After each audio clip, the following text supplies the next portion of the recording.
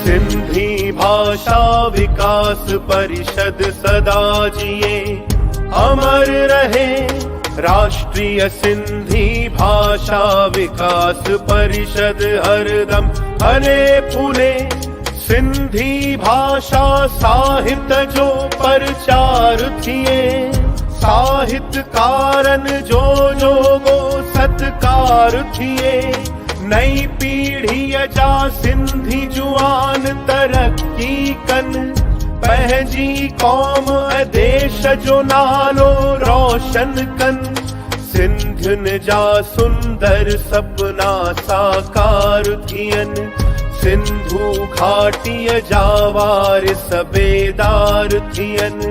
रोशन आईंदे जी पीड़ पकी रखजे, हर सिंधी तालीम वठी लायक बणजे। सिंधी भाषा विकास परिषद सदा जिए अमर रहे। राष्ट्रीय सिंधी भाषा विकास परिषद हरदम फले फूले। अमर रहे, अमर रहे।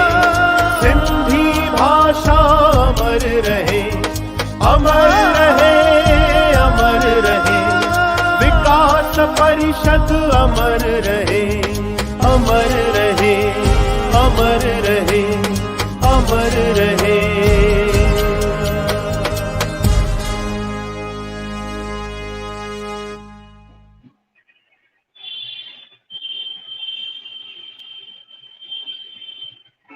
सिंधी भाषा अमर रहे। नमस्कार, जय झूलेलाल। मां एंकर श्वेता पंजाबी ता सभिनीनि जो वरी हिन कार्यक्रम में स्वागत करण थी चाहियां तहे दिल सां। जहिड़ो रिस्पॉन्स तव्हां असांखे कल्ह ॾिनो उहो त ज़बरदस्त हुयो ई। त अॼु बि जेको रिस्पॉन्स असां उमेद रखी करे हिते वरी तव्हांजे साम्हूं हाज़िर थिया आहियूं। त शो शुरू करण खां अॻु तव्हां सभिनी दर्शकनि खे ज़रूरु हिते निमाणी वेनती वरी करणु चाहींदमि कि जेका कमेंट सेक्शन आहे उहो भरपूर तव्हां भरी बिल्कुलु मोकिलिजो। जय झूलेलाल जो नारो असांखे हिते पढ़ी करे ऐं जेका असांजा अनमोल रतन आहिनि उन्हनि जो अभिनंदन हिते तव्हां कंदव त असांखे पढ़ी करे ॾाढी ख़ुशी थींदी। त शो खे हिते अॻियां वधाईंदे मां स्क्रीन ते इनवाइट करणु चाहींदमि असांजा रूह रिहाण हिन शो जा डॉक्टर गुरमुख जगवानी जी ऐं डॉक्टर पीताम्बर जी। डॉक्टर पिंजानी साहब जी। नमस्कार। जय झूलेलाल, जय झूलेलाल। सचो सतराम। पिंजानी साहब जय झूलेलाल। जय झूलेलाल, जय झूलेलाल भाई। वरी हिकु दफ़ो तव्हां सभिनी जो स्वागत है दिल सां। गुरमुख जी, शो शुरू करण खां अॻु तव्हां असांजे दर्शकनि खे अॼु छा ॿुधाइणु चाहींदा? न, मां त छा ॿुधाईंदुमि, मां त नंढड़ो माण्हू आहियां। ॿुधाईंदासीं त मालिक ॿुधाईंदो पंहिंजा। पर मुंहिंजो इहो चवणु आहे त असां पहिरियों सभिनी अनमोल रतन खे सॾु कयूं, उनजो वेलकम कयूं, पोइ उनजे लाइ कुझु चवंदासीं। जी, असांजा जेका अनमोल रतन अॼु जे कार्यक्रम जा आहिनि, पहिरीं मां अनमोल रतन घुराइणु चाहींदमि सुभद्रा आनंद जी खे, इन खां पोइ गुलाब लधानी जी खे ऐं असांजा सभिनीनि जा प्यारा कुमार अलियानी जी खे। जय झूलेलाल जय झूलेलाल साईं सभिनी खे पहिरियों त जी सभिनी खे पहिरियों त जय झूलेलाल सचो सतराम सुहिणो कंवरराम तव्हां सभिनी जो असांजे जय इन झूलेलाल असांजी NCPSL जे माध्यम सां जेको असां ही सिंधी अनमोल रतन प्रोग्राम शुरू कयोसीं पहिरियां 10 एपिसोड असांखे ॾाढा कंप्लीट थिया असां ॾाढो दिलि जी गहराइनि सां धन्यवाद था चवणु चाहियूं असांजे डॉक्टर प्रताप पंजाणी जन जो जंहिं असांखे तमामु सुठी NCPSL जी तरफ़ां मदद कई त असां सिंधियुनि ताईं सिंधी केतिरा असांजा IPS IAS ऑफिसर आहिनि उनजी मदद माध्यम सां असां उनखे पुॼायोसीं मां हिकिड़ो एतिरो चवंदुमि ऐं उन्हनि तमामु दर्शक जो जेके असांजा ही व्यूअर्स जेके असांजो ही प्रोग्राम ॾिसी रहिया आहिनि छो जो उन्हनि खां बग़ैर अगरि उहे प्रोग्राम असांजा न ॾिसंदा असांजे प्रोग्राम खे लाइक न कंदा त असांजो प्रोग्राम ही अधूरो आहे त तव्हां सभिनी जी महिरबानी जेके बि हिन प्रोग्राम खे ॾिसी रहिया आहियो बसि मां एतिरो ई सभिनी लाइ चवंदुमि त सारो जहां उनजो आहे सारो जहां उनजो आहे जंहिं मुस्कुराइण सिखी वरितो आहे सारो जहां उनजो आहे जंहिं मुस्कुराइण सिखी वरितो आहे रोशनी उनजी आहे जंहिं दीप ॿारण सिखी वरितो आहे हर गली हर राह ते इबादत जो घर आहे असां वटि ॾिसंदव त हर गली हर राह ते इबादत जो घर आहे पर सचो साईं उनजो आहे जंहिं इंसान सुञाणणु सिखी वरितो आहे जंहिं इंसान सुञाणणु सिखी वरितो आहे त साईं असां जीअं इंसानियत जी शेवा करे रहिया आहियूं ख़िदमत करे रहिया आहियूं इहा ई ख़िदमत बसि कंदा रहंदासीं असां सिंधियुनि खे इहा लाल साईं जी ॾोत ॾिनल आहे असांखे इहा ॾात आहे साईं जी त असां हमेशह इंसाननि जी शेवा कंदा आहियूं ऐं इहे तरीक़े सां कंदा रहंदासीं तव्हां सभु असां सां जुड़ियो तव्हां सभिनी जो वरी हिकु दफ़ो मां दिलि जी गहराइनि सां धन्यवाद चवां थो ऐं पीटर सर खे रिक्वेस्ट कयां थो त ॿ शब्द थैंक यू मिस्टर गुलाब भाई तव्हां आया ऐं मैडम सुभाद्रा ऐं असांजो प्यारो डॉक्टर प्रताप पिंजानी साहब NCPSL जा डायरेक्टर मां तव्हां सभिनी जो शुक्रगुज़ार आहियां तव्हां अॼु असांजे शो ते आया ऐं असां सभु हाणे इहो शो इंजॉय कंदासीं तव्हांजा व्यूज़ ॿुधंदासीं थैंक यू जय झूलेलाल ऐं असां शुरूआत कंदासीं पहिरें प्रोग्राम जी असां पहिरियों डॉक्टर प्रताप जन खे चवंदासीं त अची पंहिंजा आशीर्वाद जा हिन प्रोग्राम जे बारे में ॿ शब्द ॾींदा त असां पोइ प्रोग्राम खे अॻिते कंटिन्यू कंदासीं श्वेता जी डॉक्टर साहब खे घुराईंदा स्क्रीन ते जी बिल्कुल बिल्कुल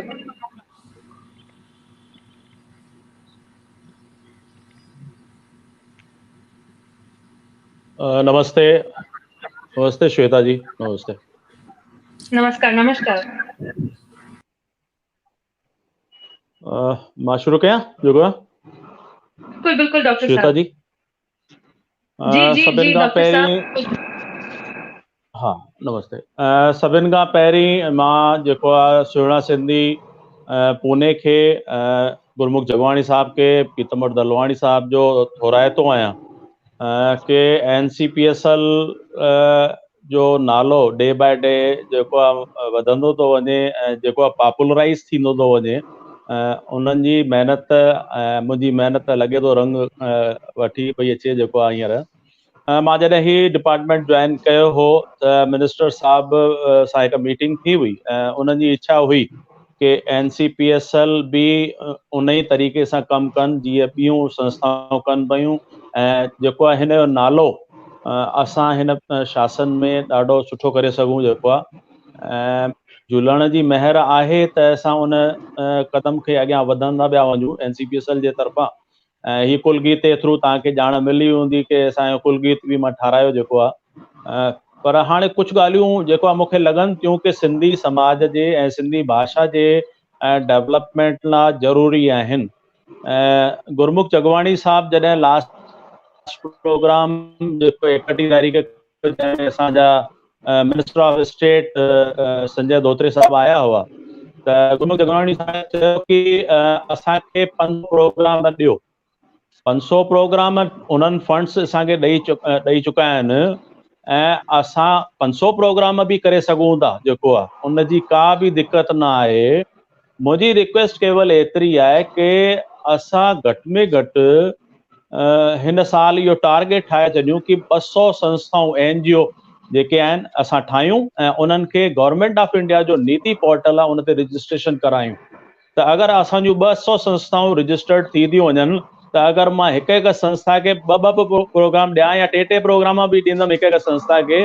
त असांजा 600 प्रोग्राम थी था वञनि जेको आहे पर न केवल असां उन्हनि खे सिंधी भाषा जे वाधारे लाइ प्रोग्राम ॾेई सघंदासीं बल्कि गवर्नमेंट ऑफ इंडिया में सोशल वेलफेयर मिनिस्ट्री भी आहे, कल्चरल मिनिस्ट्री भी आहे, त उन्हनि जो बेनिफिट बि असां खणी सघूं था। हिते सुभद्रा भेण साईं वेठी आहे जेका झूलेलाल धाम खे ठाराए रही आहे। असांजो सपनो, मुंहिंजो हिकिड़ो मेंबर साहब आहिनि सुरेश बाबलानी साहब, जेको आहे असांजो सपनो हो कि राजस्थान में असां Sindhi cultural and heritage centre ठारायूं ऐं उनजो ब्लू प्रिंट ठाराए छॾियो हो। सॼो प्रपोज़ल सॼो गवर्नमेंट ऑफ राजस्थान वटि अप्रूव थी वियो हो, पर अनफॉर्चुनेटली इलेक्शन थियण खां पोइ सरकार उहा बदिलजी वई ऐं उन लाइ असांखे वापसि वरी प्रोसेस शुरू कयो हुयो। त हाणे सुभद्रा भेण खे बि चवंदुमि कि असां वटि MP साहब पार्लियामेंट में आहिनि, त उते झूलेलाल धाम में Sindhu cultural and heritage centre बि ठारायूं। ॿी ॻाल्हि, NCPSL जे तरफ़ां जेको आहे 600 प्रोग्राम करण में बि का दिक़त कान्हे। ॿियो इन खां सवाइ मुंहिंजी हिकु रिक्वेस्ट आहे कि जेके बि असां NGO, जेके 200 NGO मां डिमांड करे रहियो आहियां कि 200 NGO असां रजिस्टर्ड करायूं नीति पोर्टल ते वञी, उहे हिन ॻाल्हि जी जिम्मेदारी खणनि कि घटि में घटि उहे 100 ॿार पंहिंजा असांजी सिंधी लैंग्वेज लर्निंग स्कीम्स लाइ जोड़ीनि। त अगरि 200 संस्थाऊं 100 ॿारनि खे बि जोड़ीनि थियूं त असां वटि 20,000 ॿार थी था वञनि। लास्ट ईयर जो टारगेट हो कि असां वटि ख़ाली 4300 ॿार रजिस्टर्ड हुआ सिंधी लैंग्वेज लर्निंग स्कीम में, जंहिंमें असां 2 कोर्सिस कराईंदा आहियूं, certificate course, diploma, advance diploma course. ऐं लास्ट ईयर जी असांजी महिनत, कुझु मेंबरनि असां सां पूरो सहयोग कयो ऐं जेको आहे असां 10,000 ॿार रजिस्टर्ड कयासीं सिंधी लैंग्वेज लर्निंग स्कीम में। त हिते सुहिणा सिंधीअ खे जगवाणी साहब खे, हिते एलाणी साहब बि वेठा आहिनि, हिते जेको आहे उल्हासनगर जा MLA साहब आहिनि। त मां चाहींदुमि सॼे देश में असां NGOs ठाहियूं ऐं हिकु NGO घटि में घटि 100 ॿारनि खे रजिस्ट्रेशन करण जी कोशिशि करे त असां वटि 20,000 ॿार थी वेंदा हली। ऐं इन सां जेको असां सर्टिफिकेट डिप्लोमा ऐं एडवांस डिप्लोमा कोर्स ॾींदासीं, उनजो एग्ज़ाम हिन दफ़े NIS जे तरफ़ां थींदो ऐं उहो सर्टिफिकेट उनजे जीवन भर कमु ईंदो। हींअर पार्लियामेंट में राज्यसभा में ट्रांसलेटर जूं वैकेंसियूं निकितियूं हुयूं, त असां वटि ॿार ई कान्हनि जेको आहे।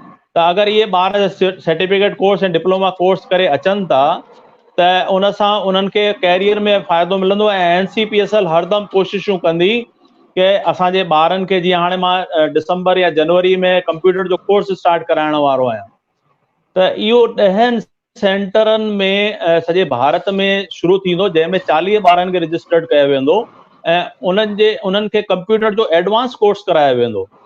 त उनजी जेका बि फीस हूंदी उहा सॼी NCPSL जे तरफ़ां ॾिनी वेंदी। ऐं केवल असांजी कंडीशन एतिरी रहंदी कि जेको मुंहिंजो सिंधी सर्टिफिकेट कोर्स आहे उहो सर्टिफिकेट कोर्स उन्हनि खे पास करणो पवंदो। त मां सम्झां थो बॉम्बे में हिकु सेंटर ज़रूरु ठहंदो जंहिंमें 40 ॿार रजिस्टर्ड थींदा ऐं उहे 40 ॿार जेके उतां जेको डिप्लोमा कोर्स असांजो करे निकिरंदा, त जेका भारत सरकार जी नीलिट जी संस्था आहे उन्हनि जे प्लेसमेंट में बि कोशिशि कंदी। ऐं अगरि उहे ॿार प्लेस थी था वञनि त इन खां वॾियूं दुआऊं असां लाइ कुझु नथियूं थी सघनि। ॿियो सभिनि खां इम्पोर्टेंट ॻाल्हि इहा आहे कि काउंसिल में जेको काउंसिल जे कम खे या उन जा नवां प्रपोज़ल ठाहिण लाइ हिकिड़ी एडवाइज़री कमेटी ठहियल आहे, जंहिंमें 18 मेंबर थींदा आहिनि।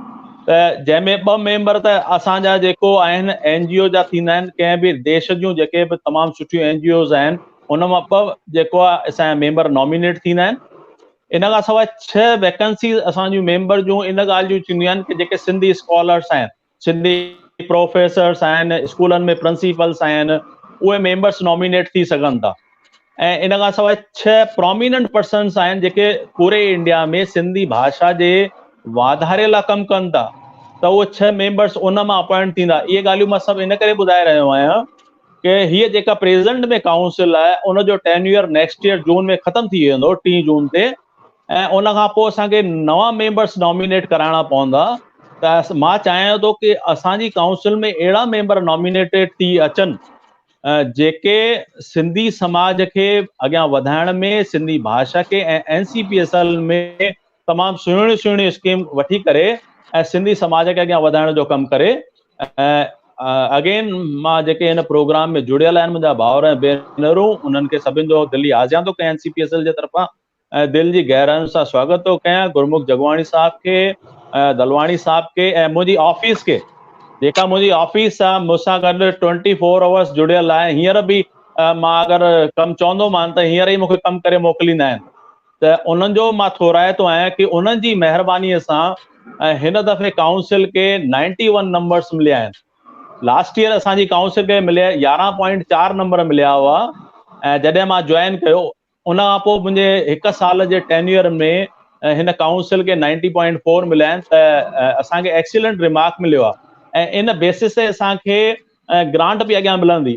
असां सां गॾु ॿिया घणेई जेके आहिनि उहे असां सां जुड़ियल आहिनि। असांजा एलियाणी साहब आहिनि, गुरमुख जगवाणी साहब आहिनि जेके पॉलिटिक्स में आहिनि, पीतम्बर दलवाणी साहब आहिनि, अहिड़ा रिनाउंड पर्सन काफ़ी आहिनि जेके सिंधी अनमोल रतन असांजे हिन प्रोग्राम में आया। त मां चाहींदुमि कि उहे बि पार्लियामेंट में ऐं गवर्नमेंट खे पंहिंजो रिप्रेज़ेंटेशन ॾेई करे चवनि कि राष्ट्रीय सिंधी भाषा परिषद में ही स्कीमूं खणी अचिजनि। ऐं न केवल राष्ट्रीय सिंधी भाषा विकास परिषद, सिंधी समाज खे लॻे थो कि देश में उन्हनि जे लाइ का अहिड़ियूं प्रॉब्लम्स आहिनि जिन खे सॉर्ट आउट करणु घुरिजे। तव्हां उहे मुंहिंजी मेल जेका आहे ncpsl.delhi@gmail.com ते मूंखे मोकिलींदा। पर्सनल बि मुंहिंजी मेल आहे pratappinjani@yahoo.in ते। मां उहे सभु प्रपोज़ल गवर्नमेंट ऑफ इंडिया वटि खणी वेंदुमि। भॻवानु चाहींदो, झूलण जी महिर थींदी त असांजी NCPSL काउंसिल खां अॻियां वधंदी। जय झूलेलाल। गुरमुख भाईअ खे तमामु थोराइतो आहियां मां ऐं भॻवान असांजो मिलन करायो। बॉम्बे में मां प्रोग्राम आयुमि, दलवाणी साहब खे बि थोरो जेको आहे जय झूलेलाल। ऐं श्वेता जी तव्हांखे बि नमस्ते जेको आहे। साईं तव्हां जेके एॾियूं सुठियूं ॻाल्हियूं असांजे सिंधियत जे बारे में ॿुधायूं, तव्हांजो धन्यवाद आहे। ऐं जंहिं जज़्बे ऐं जंहिं लगन सां तव्हां सिंधियत लाइ वाधारे जे लाइ, उनजी ॿोली जे वाधारे लाइ, प्रोग्रामनि जे लाइ महिनत करायो, तव्हांखे बिल्कुलु चवंदा आहिनि आफ़रीन आहे तव्हांखे उनखे। अहिड़ो तव्हांजे दिलि में जज़्बो साईं ॾिनो आहे। ऐं हूअं बि साईं तव्हां जेका ॻाल्हि कई त ऑफिस में तव्हां वटि स्टाफ आहे, सिंधी माण्हू वटि कहिड़ो बि हुजे, जंहिं महिल हुनजे दिलि में सचाई ऐं ईमानदारी ऐं पंहिंजे पद सां मोहबत थींदी आहे त कुदरत वारो बि लाल साईं पाण ई लही करे हुनखे साथ ॾींदो आहे ऐं अहिड़ो स्टाफ ॾींदो आहे जो उहो बि उन सां रंग में जुड़ी वेंदा आहिनि। तव्हां असांजे प्रोग्राम में आया आहियो, तव्हांजे प्रोग्राम में तव्हां भाउरनि जो कोऑपरेशन रहंदो, सहयोग रहंदो, सिंधी समाज जो मुंहिंजे मथां आशीर्वाद रहंदो त 500 त छा 1000 प्रोग्राम कंदासीं। इन में का दिक़त कान्हे, फंड्स जी का कमी कान्हे। चाहे असांजा जावड़ेकर साहब हुआ, चाहे रमेश पोखरियाल साहब हुआ, चाहे संजय धोत्रे साहब आहिनि, उहे तमामु निवड़त वारा आहिनि, तमामु सुठी ॻाल्हि, सुठो मूंखे सपोर्ट कंदा आहिनि ऐं चवंदा आहिनि कि जेको बि इनिशिएटिव तोखे खणणो आहे असांजे तरफ़ां कोई प्रॉब्लम न आहे। जय झूलेलाल। साईं बिल्कुलु तव्हांजी वरी महिरबानी। तव्हां पंहिंजे ई प्रोग्राम में अॼु आया हो। असां तव्हांजो हिकिड़ो ई प्रोग्राम आहे, सिंधियत जो प्रोग्राम आहे। मां तव्हांखे यकीन थो ॾियारियां, असांजो भाउ शंकर लालवानी साहब हुजे, मां हुजां, असांजा ॿिया जेके MLA आहिनि, संजय कुमार साहब आहे, या ॿिया जेके बि अनेक असां सां पॉलिटिक्स में जुड़ियल आहिनि समाज जे लाइ, उहे हिकु ॿाहि ॿेली थी करे तव्हां सां सिंधियत जे कम लाइ कंहिं महिल बि असांखे सॾु कंदव, दिल्ली हुजे या किथे बि हुजे, असां हिकदमि पुॼी वेंदासीं ऐं तव्हां सां गॾु गवर्नमेंट जेको बि निवेदन हूंदो गॾु खणी हलंदासीं। महिरबानी साईं। महिरबानी साईं, महिरबानी। धन्यवाद डॉक्टर साहब। त शो खे अॻियां वधाईंदे ऐं जेको ॻाल्हियूं असां हिते ॿुधी रहिया हुयासीं पंहिंजी भाषा जे बारे में, सिंधी क़ौम जे बारे में, त उनखे यादि रखी हिकु गीत मुंहिंजे दिमाग़ में आयो। तव्हां सभिनीनि खे इहो गीत डेफिनेटली ॿुधियल त हूंदो ई, त मां सोचियो कि थोरो हिकु गीत हिते असां गुनगुनाईंदासीं ऐं ज़रूरु इन गीत खां पोइ जेका कमेंट्स जी जेका लाइन आहे, प्राउड टू बी सिंधी, मां सिंधी हुजण ते फ़ख्रु महसूस थो कयां या कयां थी, उहे कमेंट्स मूंखे हिते ज़रूरु पढ़ण में अचणु खपंदा। ऐं ॿी ॻाल्हि, जेका बि असां सां जुड़ंदड़ असांजा डिग्निटरीज़ आहिनि, मूंखे पढ़ी करे ॾाढी ख़ुशी थींदी कि तव्हां उन्हनि जो अभिनंदन कमेंट सेक्शन में ज़रूरु कयो था। त गीत अहिड़ो आहे, सिंधी अबाणी ॿोली, मिठड़ी अबाणी ॿोली, तंहिंखे मां कीअं विसारियां, जिंद जान ते तवारियां, जंहिंमें ॾिनी हमूंखे पींघे में मां लोली, सिंधी अबाणी ॿोली, मिठड़ी अबाणी ॿोली, सिंधी अबाणी ॿोली। जय सिंधी। त इनखे अॻियां खणंदे त सभिनी जे विच में मां अहिड़ी शख़्सियत खे या चइबो त सिंधी अनमोल रतन हीअ अहिड़ी हिकु शख़्सियत आहे जेका सिंधी कल्चर खे न सिर्फ़ सिंधी कल्चर खे पर सिंधी आइडेंटिटी ते उन्हनि PhD कई। PhD करण खां पोइ हिते उन्हनि जो सफ़र ख़तम न थियो आहे, उन्हनि उन ते किताब बि लिखी आहे। जी हाँ, बिल्कुलु सही ॿुधी रहिया आहियो। 36 सालनि जो एक्सपीरियंस उन्हनि जो एजुकेशनल डिपार्टमेंट में रहियो आहे। नेशनल कॉलेज जी प्रिंसिपल जेका 7 years उन्हनि एज़ अ प्रिंसिपल सर्व कयो। मां हिते घुराइणु चाहींदमि तव्हां सभिनीनि जे विच में सिंधी अनमोल रतन श्रीमती सुभद्रा आनंद जी खे। नमस्कार ऐं जय नमस्कार। श्वेता। नमस्कार सुभद्रा। तहे दिल सां तव्हांजो हार्दिक हार्दिक स्वागत। तव्हां खां जुड़ी करे प्रोफाइल ई असांखे ॿुधी करे मुंहिंजा त रोंगटा हिते खड़ा थी विया जंहिंमहिल मां ॿुधो कि तव्हां सिंधी कल्चर, सिंधी आइडेंटिटी या सिंधी सभ्यता जे बारे में PhD कई आहे। त मैम मां तव्हां खां पुछणु चाहींदमि कि इहा जेका इंस्पिरेशन या इहा जेका सोच तव्हांजे दिमाग़ में आई कि PhD करणु छो घुरिजे?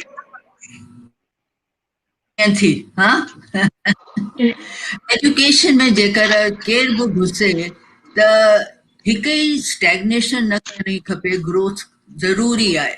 छोकी एजुकेशन अहिड़ो आहे जो फुल स्टॉप नथी लॻी सघे।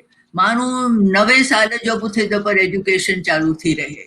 त एजुकेशन हिकिड़ो अहिड़ो साथ आहे जो तव्हां सां या त जेकर तव्हांजी मर्ज़ी आहे कि बसि हाणे मूं MA कयो आहे, मूंखे जॉब मिली वियो आहे, हाणे बसि मुंहिंजो कमु थी वियो आहे। जेकर हीअं कंदा त तव्हांजी एजुकेशन उते ई रुकी पवंदी।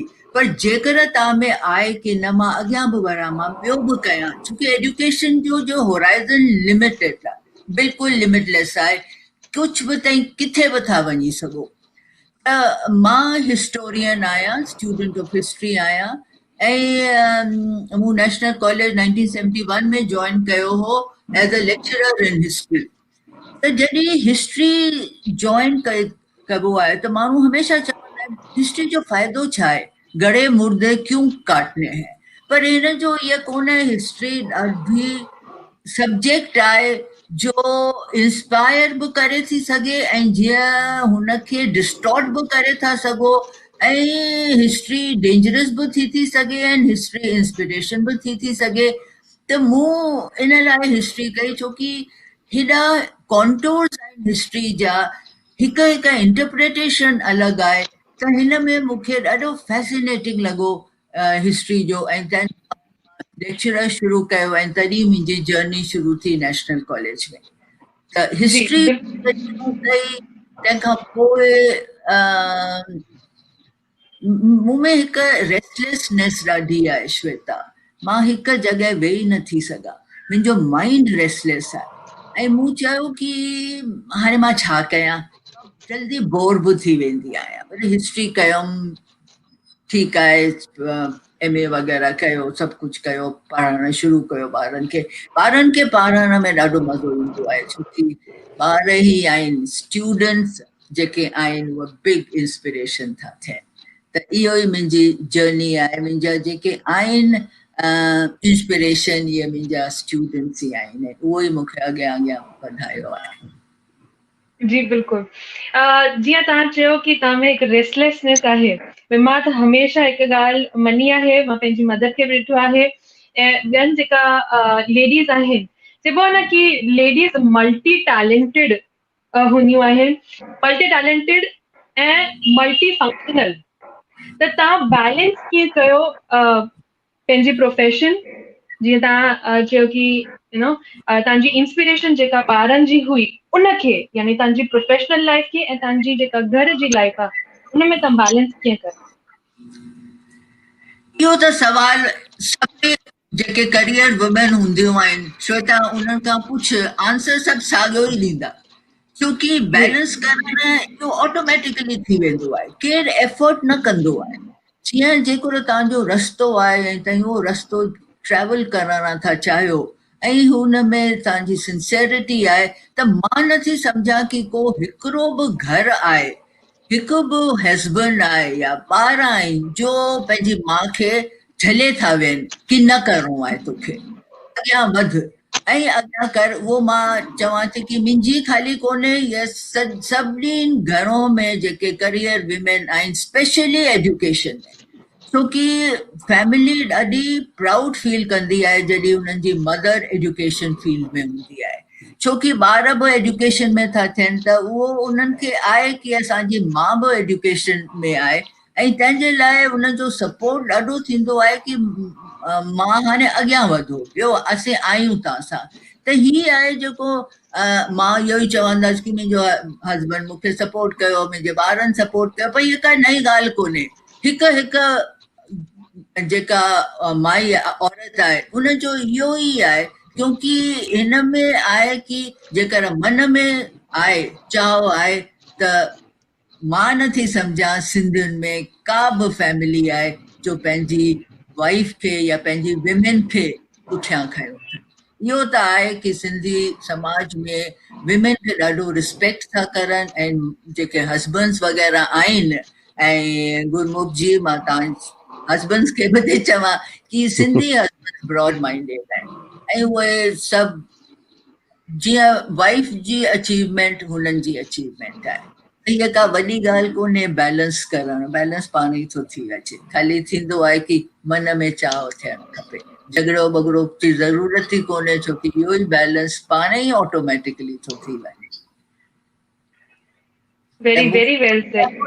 मूंखे एफर्ट मां नथी शिवरानंद सम्झां। जी, हाँ जी, हाँ जी। असां तव्हांजो नालो जेतिरो हिंदुस्तान में ॿुधो आहे, हूअं त तव्हां एतिरा सुठा कम कया आहिनि कॉलेज में, पंहिंजे दौर में जेका हिस्ट्रीअ जी खोजना कई आहे तव्हांखे असांखे लाल साईं जेका उनजी हिस्ट्री में तव्हांखे छा मिलियो, ऐं तव्हांखे इहो सुपिनो कीअं आयो, या सुपिनो मां चवां या तव्हांखे दिमाग़ में एम्बिशन्स कीअं आयो त मां हिन लाल साईं जो हेॾो वॾो भॻवो मंदिर, जेका हिकिड़ी बियॉन्ड द इमेजिन सोच हुई कि भई एॾो वॾो जंग जे कच्छ में असांखे ज़मीन वठणी आहे, या इहो सुपिनो, इन सुपिने जे बारे में असांजे दर्शक खे ॿुधाईंदा तव्हां हुन में केॾी महिनत कई आहे ऐं अॼु हुनजी स्टेज कहिड़ी आहे?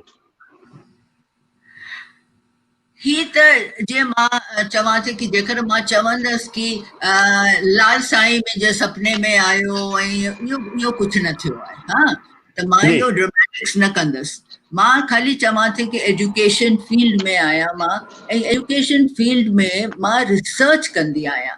त जॾहिं के रिसर्च कंदो आहे, रिसर्च जो मतिलबु छा थींदो आहे की सॼा किताब खोलियो ऐं उन में आर्काइव्स में वञो, किताबनि में पंहिंजी हिस्ट्री में ॾिसो छा आहे, ऐं उन मां पोइ ताईं कंक्लूजन्स ड्रॉ कंदा आहियो। त जॾहिं मूं सिंधियुनि जे बारे में, छोकी मां बि सिंधी आहियां, पंजाबी सां शादी थी आहे, पर सिंधी आइडेंटिटी त मूंखे ॾाढी आहे, क्लोज़ आहे, ऐं मां जॾहिं PhD पे कई त हिस्टोरियन थी करे मूं चयो की कंहिंजी किथे PhD कयां। PhD त नेचुरली सिंधियुनि जो ई थींदो, छोकी ही मुंहिंजो आहे, ऐं PhD करण लाइ श्वेता हिकिड़ो पैशन थियणु खपे। कोई हीअं चए की मां चलो हिन सब्जेक्ट ते PhD थो कयां, केरु बि चए की अच्छा तोखे डिग्री खपे, ही PhD इन में करे छॾ, तोखे डिग्री मिलंदी, उहे PhD न थींदी आहे, उहा ऑटोमेटिक थींदी आहे। PhD लव आहे, PhD पैशन आहे। PhD अहिड़ो आहे की जॾहिं ताईं लाइब्रेरी में वियो था, जॾहिं आर्काइव्स में वियो था त एक्साइटमेंट थी थिए।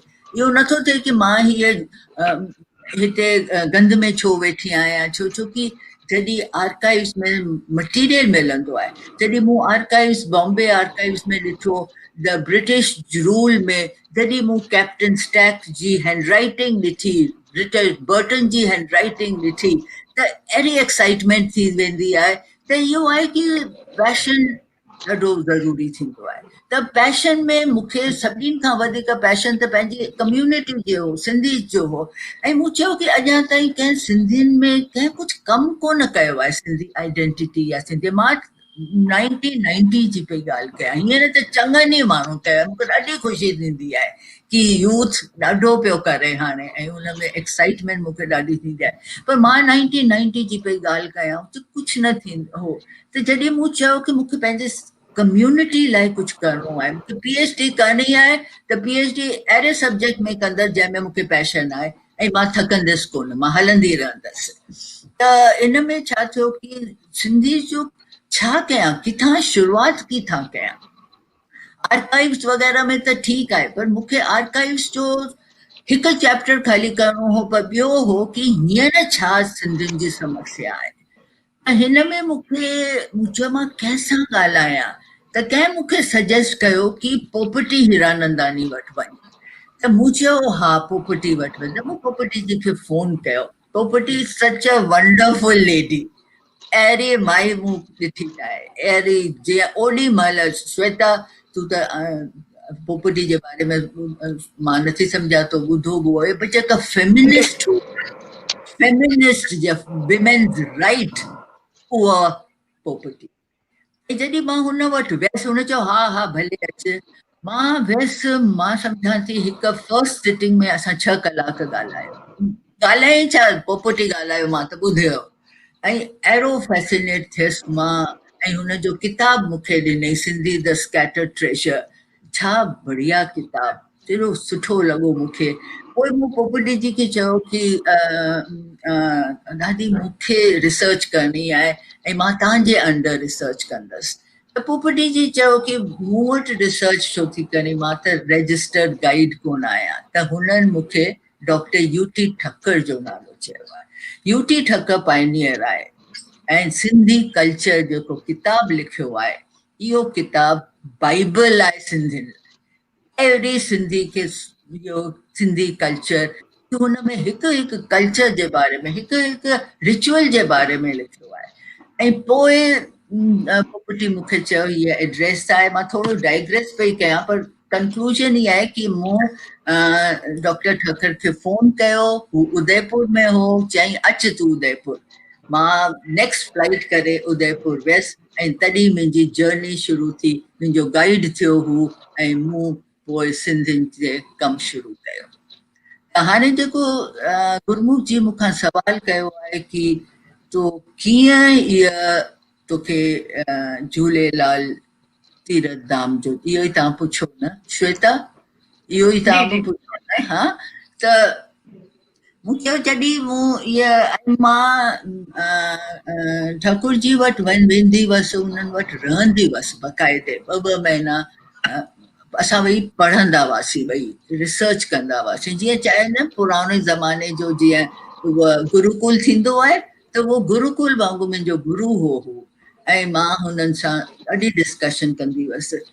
त इन में असांजो इहो बि थियो कि हुननि चयो कि सिंधी जो जेको आहे हाणे आइडेंटिटी ख़तमु पई थींदी वञे, कुझु त असांखे करिणो खपे। ऐं हुननि चयो कि रिलीजन ॾाढो स्ट्रॉन्ग आहे, पर हुननि जो हो कि रीसेटलमेंट थियणो खपे सिंधियुनि जो हिते राजस्थान बॉर्डर में। छोकी जॾहिं पार्टीशन थी हुई त थर पारकर जैसलमेर सां लॻो हो ऐं असांजे लीडर्स जेकॾहिं थर पारकर जी डिमांड करनि हा, त उते हिंदूस घणेई हुआ, सिंधी हिंदूस। त उते उहो लैंड असांखे मिली वञे हा ऐं उहो जैसलमेर सां जॉइन थिए, छोकी जैसलमेर जी जेका स्क्रिप्ट वग़ैरह आहे उहा सिंधी ई आहे सॼी।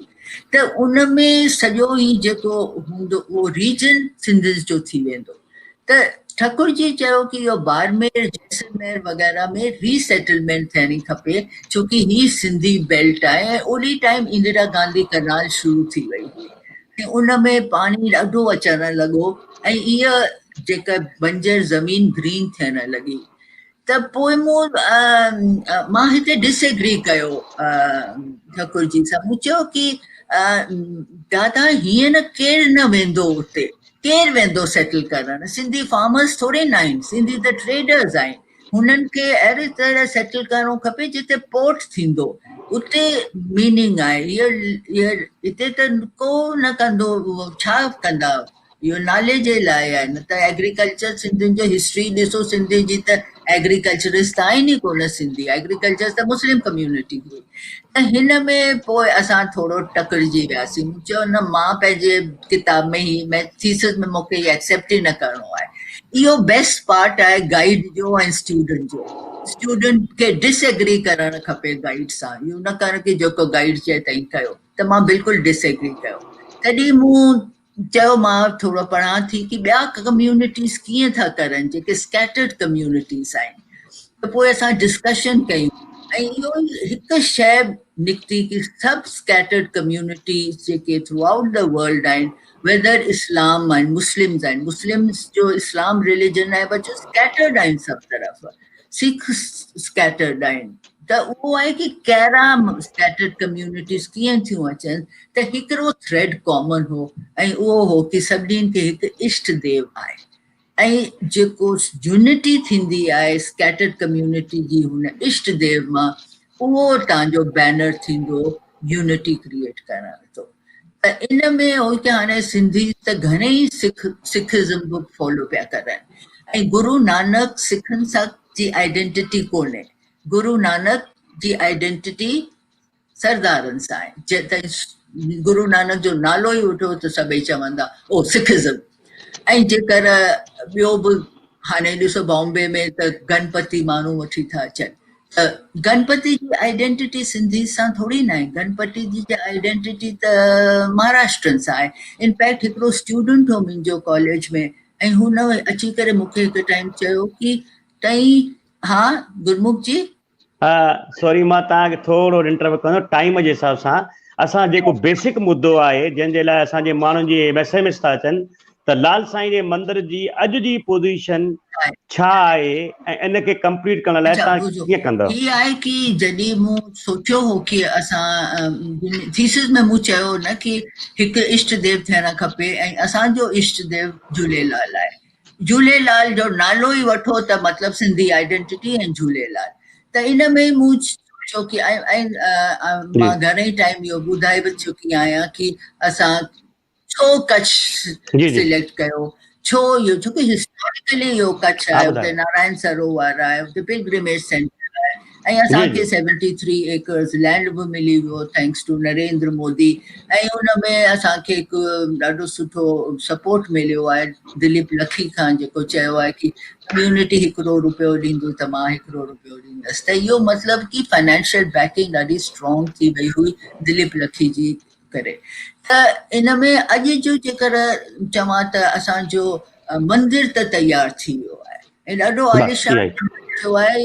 2 यूरोपियन अवॉर्ड्स बि मिली विया अथसि हुनखे, छोकी आर्किटेक्ट जेको आहे इहो असांजो आर्किटेक्ट दिल्ली जो आर्किटेक्ट आहे, ऐं हुन ॾाढी यंग टीम अथसि, यंग आर्किटेक्ट आहे, यंग टीम आहे। हिन गवर्नमेंट जो बि ॾाढो कमु कयो अथई, हिन राष्ट्रपति भवन खे बि थोरा सेक्शन्स खे रिनोवेट कई, ऐं इहो ॾाढो आहे। पटना में सॼो पूरो जेको इहो वग़ैरह सभु इहे कया अथई, त इन में हिन असांजो इहो कमु कयो ऐं ॾाढो आलीशान मंदिर ठही वियो। लास्ट ईयर असां इनॉग्रेट कयो, मंदिर में माण्हू अचनि था ऐं लैंडस्केपिंग बि थी वई आहे।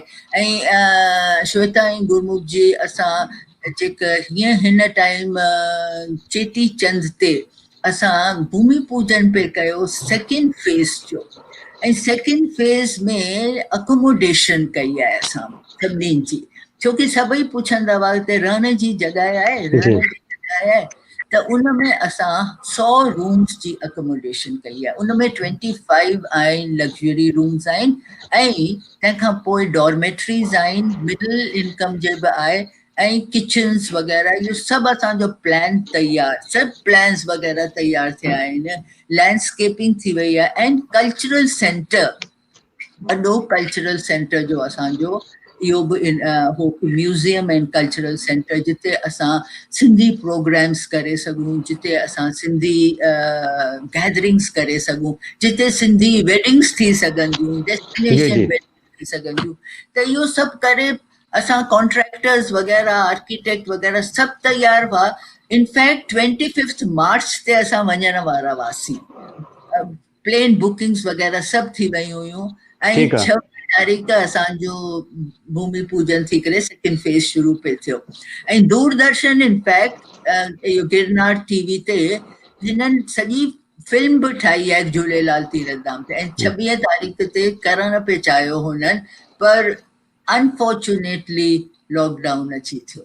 न सुत्रा जी, सिर्फ़ु हिकिड़ो जेको सुवाल आहे जेका सभिनी पुछणु चाहिनि था, त तव्हां एॾो सुठो कमु कयो आहे, जो तव्हां एॾो सुठो तव्हांजी जेका बि टीम आहे दिलीप लखी आहिनि हेश कुमार साहब आहिनि जेके जेके मूंखे नाला ख़बरनि फेबियानी साहब आहिनि मुंहिंजी बि हिकु हाँ। मीटिंग तव्हां सां थी आहे मंदर जे सिलसिले में पीटर जी बि हुया फबियानी एॾो जे सुठो वटि, हाँ। जी जी जी तव्हां एॾो सुठो कमु कयो आहे सिर्फ़ु हिकिड़ो जेको लास्ट सुवाल आहे टाइम जे हिसाब सां पब्लिक इहा थी पुछणु चाहे त इहा सॼी तव्हांजी टीम जेका दिलि जी गहराइनि सां सिंधियुनि लाइ हिकिड़ो तीर्थ आस्थान ठही रही आहे त जीअं गुजराती चवंदा आहिनि असां पंहिंजे गांव था वञूं यूपी वारा भैया चवंदा आहिनि यूपी था वञूं त असां बि सिंधी फ़ख्रु सां चई सघंदासीं त असां बि पंहिंजे देश असां बि पंहिंजे इष्ट देवता जे घर वञूं था ऐं उते रही करे 2-3 ॾींहं असां पंहिंजो आनंद माणे सघूं था इहो बिल्कुल सपनो बिल्कुल जेको जे इहो तव्हां हिकिड़ी असांखे डेट ॿुधायो तव्हांजे हिसाब सां छा 2022 में असां उते वञी करे पंहिंजियूं शादी मुरादियूं करे सघंदासीं जेकर इहो न थिए हा कोरोना जो त असां हींअर 2020 में ही इनॉग्रेट पे कयो ऐं चयोसीं कि 2021 में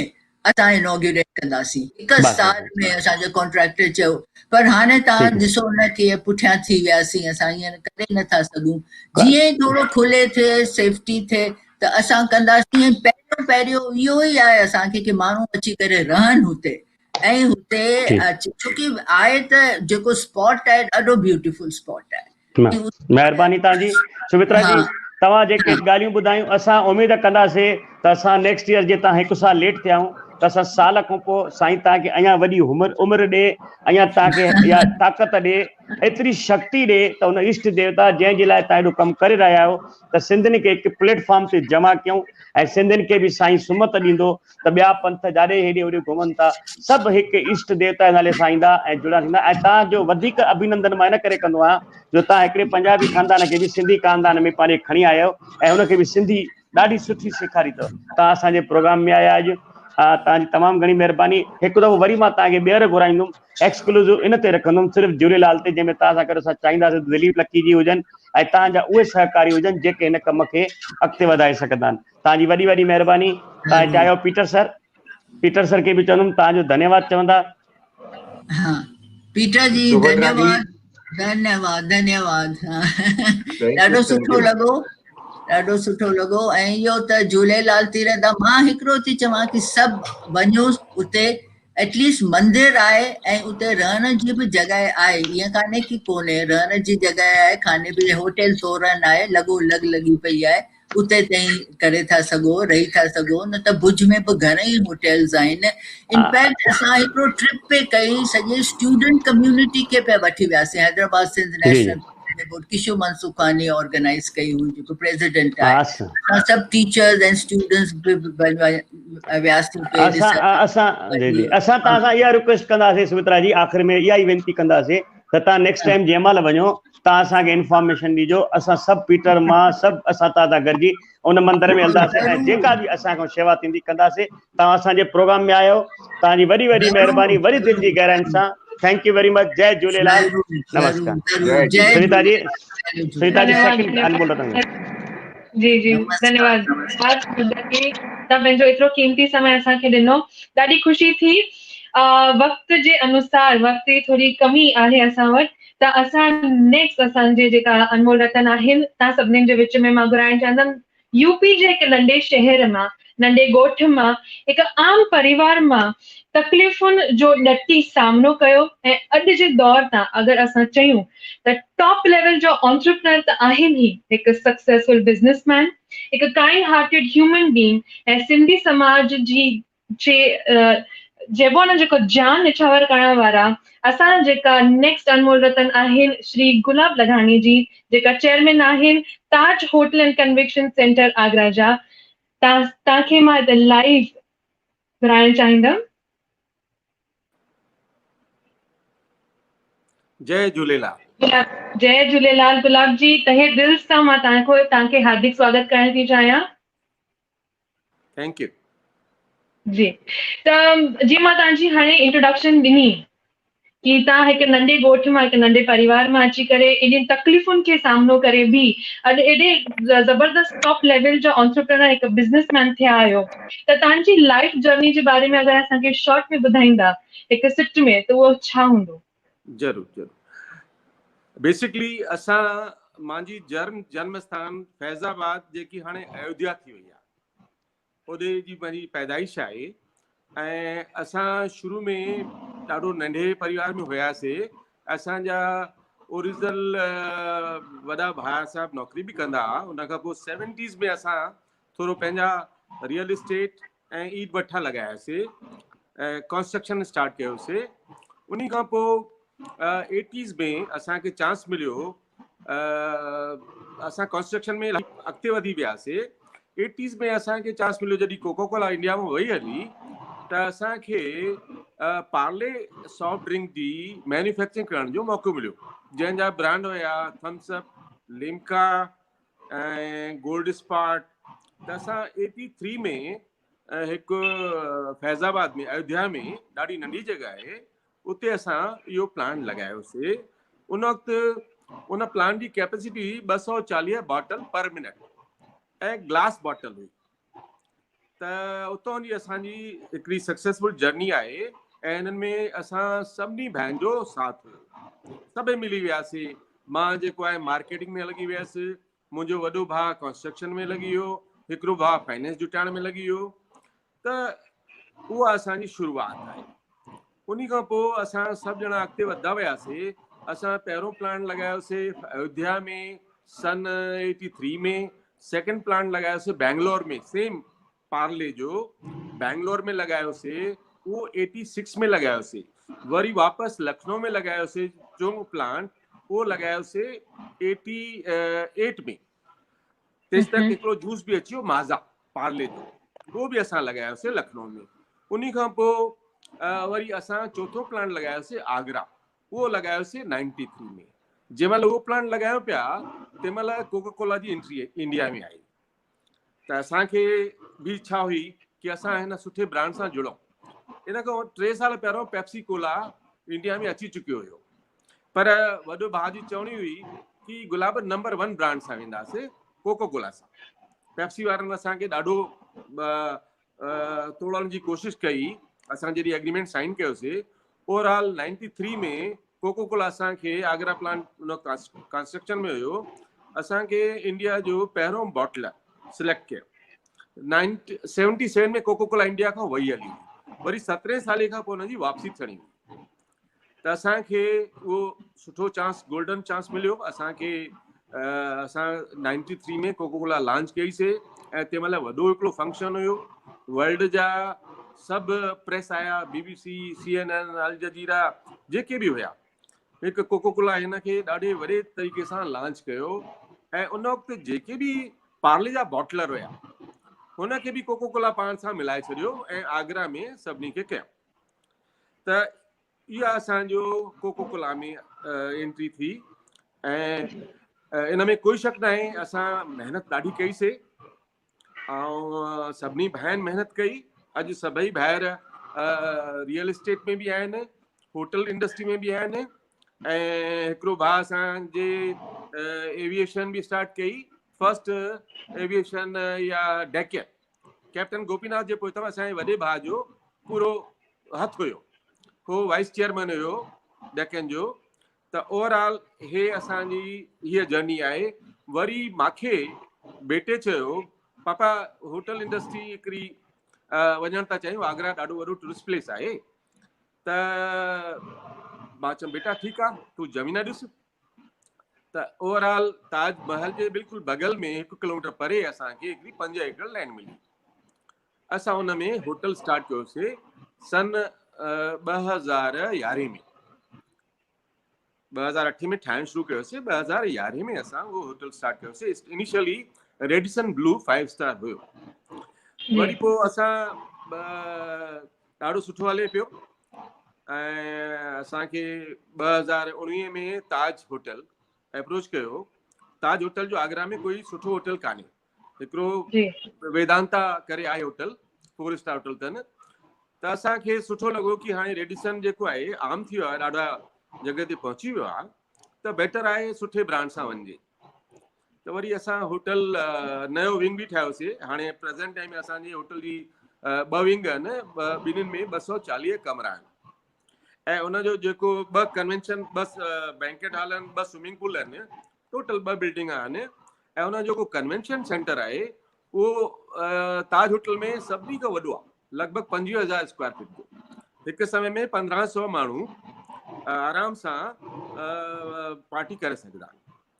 त हे असांजी शॉर्ट में जर्नी आहे। प्रेज़ेंट टाइम में असां 4 भेर 4 जॻहनि ते आहियूं, ॾाढा ख़ुशि आहियूं। ऐं सॼी यूपी में असांजा कोका कोला जा 8 प्लांट आहिनि, जंहिंजी कैपेसिटी लगभग मां सम्झां तो 12,000 बॉटल पर मिनट थी वई आहे। 240 बॉटल पर मिनट सां स्टार्ट कयोसीं, अॼु जी तारीख़ में असांजी 12,000 बॉटल पर मिनट, जंहिंमें ग्लास बॉटल, पेट, जूस में माज़ा, मिनट मेड्स ऐं कैन में भी जेके ब्रांड आहिनि कोको कोला, स्प्राइट ऐं थम्स अप, लिम्का, ये सभु असांजा ब्रांड आहिनि। इहा मुंहिंजी शॉर्ट में स्टोरी आहे। जी ज़बरदस्त ॿुधी करे ॾाढो ई मज़ो अची वियो। ऐं हिकु चइबो आहे न कि भई हिकु फ्लैशबैक अची वियो कि तव्हां केतिरी स्ट्रगल करे अॼु हिते नथल पोज़ीशन ते, हिकु टॉप लेवल पोज़ीशन ते पहुता आहियो। त जस्ट बीइंग अ बिज़नेसमैन दादा, मां तव्हां खां पुछणु चाहींदमि पहिरीं ॻाल्हि त कि जेका अचानक जेको विपदाऊं अचनि थियूं, जीअं फॉर एग्ज़ाम्पल अगरि असां चयूं त कोरोना अची वियो, तंहिंखां पोइ नोटबंदी पहिरियों अची वई, त जंहिं महिल हे विपदाऊं ईंदियूं आहिनि त एज़ अ बिज़नेसमैन तव्हां छा ऐं कीअं, स्पेशली अगरि पुछणु चाहियूं त कीअं उन में सस्टेन करे था सघो, छाकाणि त हे ज़बरदस्त तरीक़े सां हिट कंदियूं आहिनि बिज़नेस खे। असांखे बि हिट कयईं। असांखे पहिरां यूपी असांखे 60% हुई, असांखे 40% कोको कोला हींअर ॾिनो। पहिरां कोको कोला जा पंहिंजा प्लांट हुया, हिंदुस्तान कोको कोला नाले सां 3 प्लांट हुयनि, जेको वाराणसी स्थित हुयो, कानपुर में हुयो ऐं देहरादून में हुयो। त असांखे जेको आहे इमीडिएटली इन्वेस्टमेंट कयोसीं ऐं हीअ प्रॉब्लम अची वई ऐं ॾाढो वॾो इन्वेस्टमेंट कयोसीं। लगभग न थींदो त 1500 करोड़ जो इन्वेस्टमेंट हुयो। पर ये ना विपदा में पेशेंस जे अलावा कोई हो ई कान्हे। पर वरी बि 3 महीने खां पोइ असांजो बिज़नेस मई में स्टार्ट थी वियो। त भॻवान जी महिरबानी आहे ऐं कुझु असांजी महिनत बि आहे त असां हिन साल एवरेज एट पार थी वेंदासीं। एॾो वॾो इन्वेस्टमेंट करण खां पोइ बि असां एट पार थी वेंदासीं। ब्याज ऐं जेको बि आहे उहो ख़र्चा करदासीं।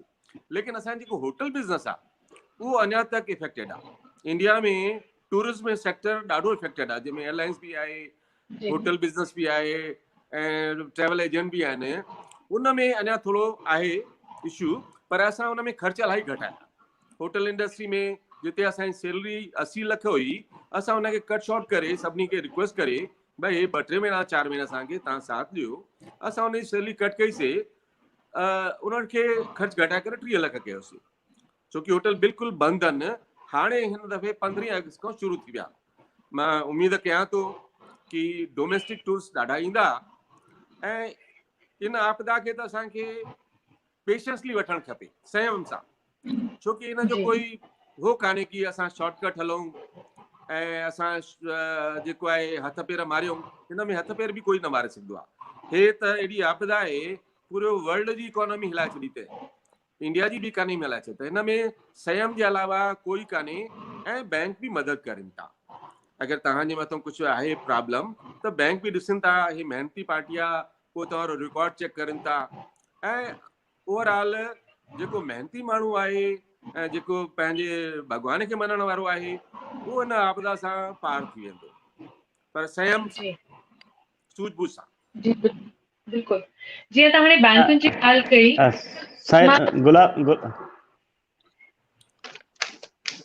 हाँ गुरु जी जी पुछो सी भाई। मूंखे ख़ाली हिकु हाँ साईं, मां जेका ॻाल्हि कई गुलाब साईं, जेका तव्हां ॻाल्हि कई त तव्हांजे ॻाल्हाइण में ईअं लॻो त सिंधीअ में हिकिड़ी कहावत आहे त ॿधीअ में ताक़त आहे। जे पाण में भाइर या मिट या माइट या सौट जेके बि आहियूं, अगरि असां पाण में यूनिटी कयूं था, यूनिटी इज़ स्ट्रेंथ इंग्लिश में चवंदा आहिनि, सिंधीअ में चवंदा आहियूं ॿधीअ में ताक़त आहे। बंदि मुठी हो त 100 बराबरि खुली हो त 1 बराबरि बि चवंदा आहियूं। जीअं त हर ज़बान में चयो वेंदो आहे, त तव्हांजे ॻाल्हाइण में ईअं लॻे थो त असांजे जेके वॾनि जो पुराणे ज़माने में जेको यूनाइटेड फैमिली जो सुपिनो हूंदो त गॾु रहो, हिक ॿिए जे दुख सुख में साथ ॾियो, उन ई फार्मूले ते अमल करे तव्हांजे वॾनि तव्हांखे गॾु रखियो ऐं तव्हांजे गॾु थियण खां पोइ जेका तव्हां में ताक़त आई, जेका यूनिटी आई, जीअं तव्हां चयो हिकिड़ो मार्केटिंग में लॻी वियो, हिकिड़ो काॾे लॻी वियो, त अॼु उनजो जेको फल तव्हांखे मिलियो आहे त तव्हां जेका ईंदड़ असांजी सिंधी समाज जी नस्लियूं अचनि थियूं या जेका यंग जनरेशन आहे जंहिंखे अॼुकल्ह सेपरेट अलॻि रहण जो हिकिड़ो दिमाग़ में भूत आहे त असां थोरो अलॻि रहूं फैमिली खां, उन्हनि जे लाइ तव्हांजे छा मैसेज ॾियणु चाहींदव पर्सनल एक्सपीरियंस सां? पर्सनल एक्सपीरियंस मां त पहिरियों पंहिंजे लाइ चवंदुमि, असां 96 में अलॻि थी वियासीं, वरी असां हाणे 2019 में मिलियासीं।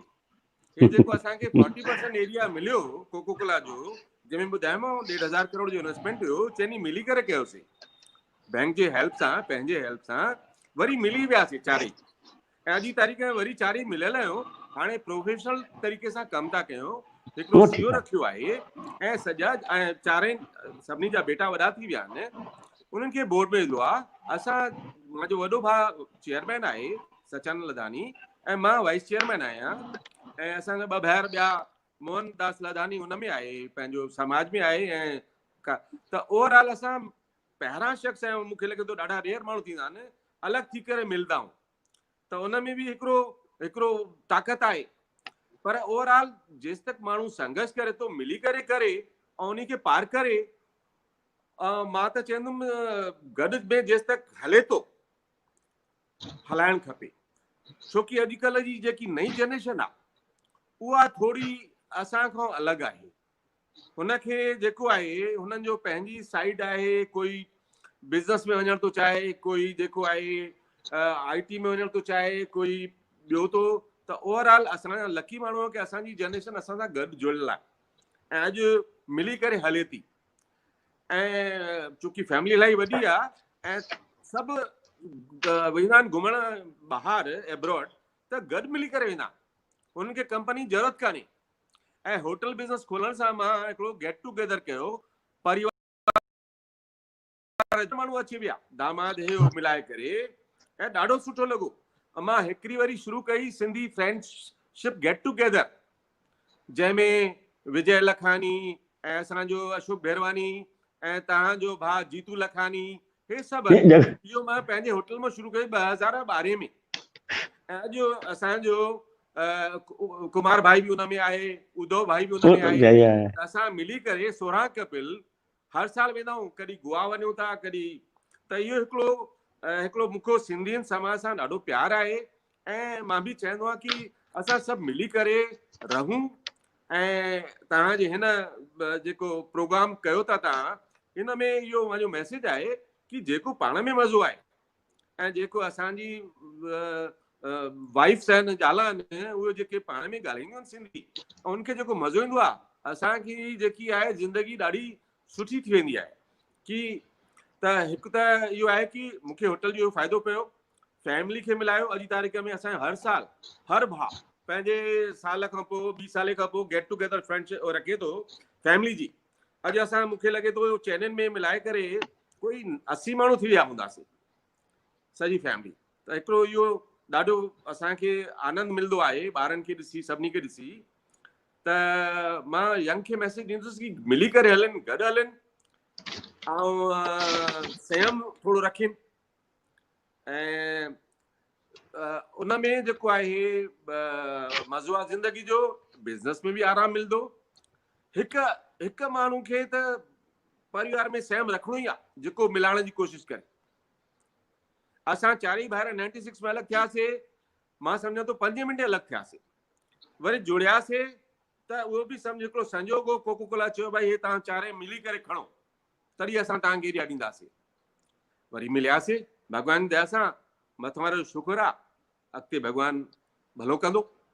गुलाब सिंह, मां जनरली तव्हांजा जेके वॾा ॿाहिरि आहिनि साईं, जेके बेंगलोर में रहनि, सचानंद जी, असांजा जेके आदरणीय असांजो सिंधी काउंसिल ऑफ इंडिया जा प्रेसिडेंट दादा मोहनदास जी, तव्हांजा भाउ लक्ष्मणदास जी, तव्हां सां मां नाइट घणो करे तव्हांजा जेके बि फंक्शन रहिया आहिनि फैमिली जा, परिवार जा, मां भाग्यशाली हूंदो आहे, पाण खे सम्झंदो आहे। मां लखानी साहिब जा जीतू साहिब, त तव्हां असांखे यादि कंदा हो, हर प्रोग्राम में असांखे घुराईंदा हो, कुमार जी हूंदा आहिनि। त मां तव्हांजे ॾिठो आहे त हिकिड़ी ख़ासि ॻाल्हि मां तव्हांखे जेका पुछणु चाहियां थो हुन प्रोग्राम जे हवाले सां, त मां ॾिठो आहे त तव्हांजे परिवार में सिंधी ॿोली बि घणो करे ॿारनि खे सेखारी वेंदी आहे। तव्हांजा वॾा ब्रादर बि हिन ॻाल्हि ते ॾाढो ज़ोर ॾींदा आहिनि। हा, असांजे कोशिशि रहंदी आहे, असांजी फर्स्ट जनरेशन सिखी आहे, सेकेंड जनरेशन अधु कची सिखी आहे, पर मुंहिंजा ॿई बेटा, असांजा सॼा भाटिया सभु सिंधी ॻाल्हाईंदा आहिनि, असांजी बहू सभु सिंधी ॻाल्हाईंदियूं आहिनि। ऐं ऑलमोस्ट सभु सिंधी कल्चर मां आयल आहिनि, ऐं पर जेके नंढा ॿार आहिनि ठीकु आहे उहो थोरा टफ आहिनि। ठीकु आहे साईं। मां ॿी ॻाल्हि हिकिड़ी तव्हांजे परिवार में ॾिठी आहे, त मां जेका दर्शक असांजे ॾिसण वारनि खे ॿुधाइणु चाहींदुमि त तव्हांजी आस्थाऊं पंहिंजे संतनि ते बि ॾाढियूं आहिनि। मां जॾहिं बि ॾिसंदो आहियां, को बि तव्हांजे लखनऊ में कोई बि मेलो हूंदो आहे, कोई बि कमकार हूंदो आहे, भले YPS जे ॿारनि जे लाइ ट्रेनिंग कैंप्स हुजनि या ॿियूं को साईं जन जो को प्रोग्राम हुजे, को फंक्शन हुजे, तव्हांजो परिवार, पूरो परिवार सभई ॿार मिली करे शेवा में उते हाज़िर थींदा हो। छा तव्हांखे यकीन आहे त अॻिते हिन दुनिया में संत ई हिकिड़ा आहिनि जेके असांखे अॻिते हिन दुनिया मां अॻिती दुनिया में वठी वञण लाइ असांखे सही रस्तो ॾेखारे सघनि था?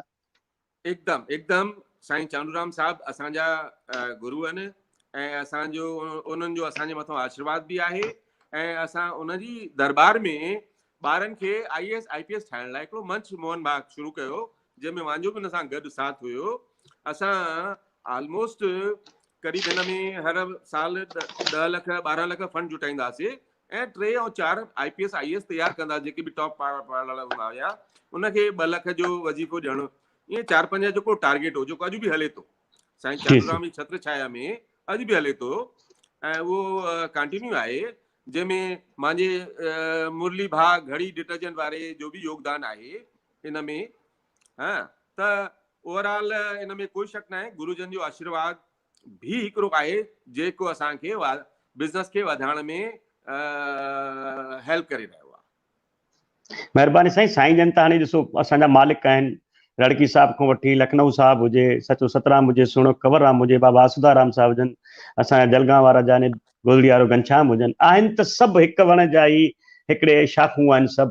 सभु सचे सतराम सां गॾु जुड़ियल आहियूं असां।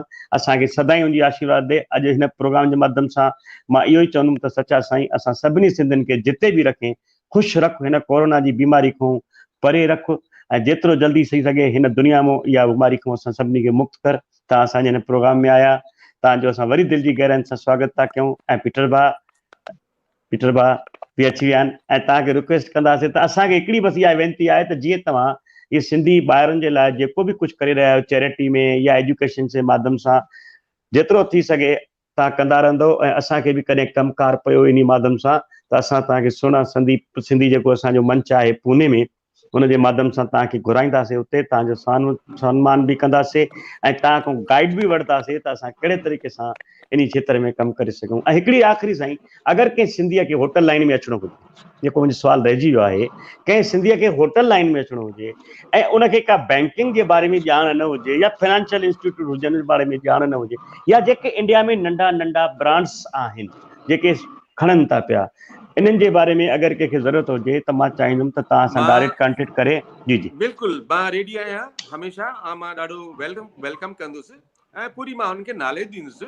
इवन मां उन्हनि सां, छोकी मां हिकु विंग पहिरियों ठाहियो, वरी ॿियो विंग ॿियो ठाहियो, ऐं उनखे जेकी बि मदद खपे, उनखे कहिड़ो ब्रांड खपे, ऐं त मां पूरो उनखे कंसल्टेंट ॾींदुसि ऐं गाइड बि कंदुसि, घणा पैसा हिनखे हिनजी फीस आहे, घणा पैसा हिनखे उहो आहे, पूरो उनमें पूरो उन्हनि खे गाइड कंदुसि।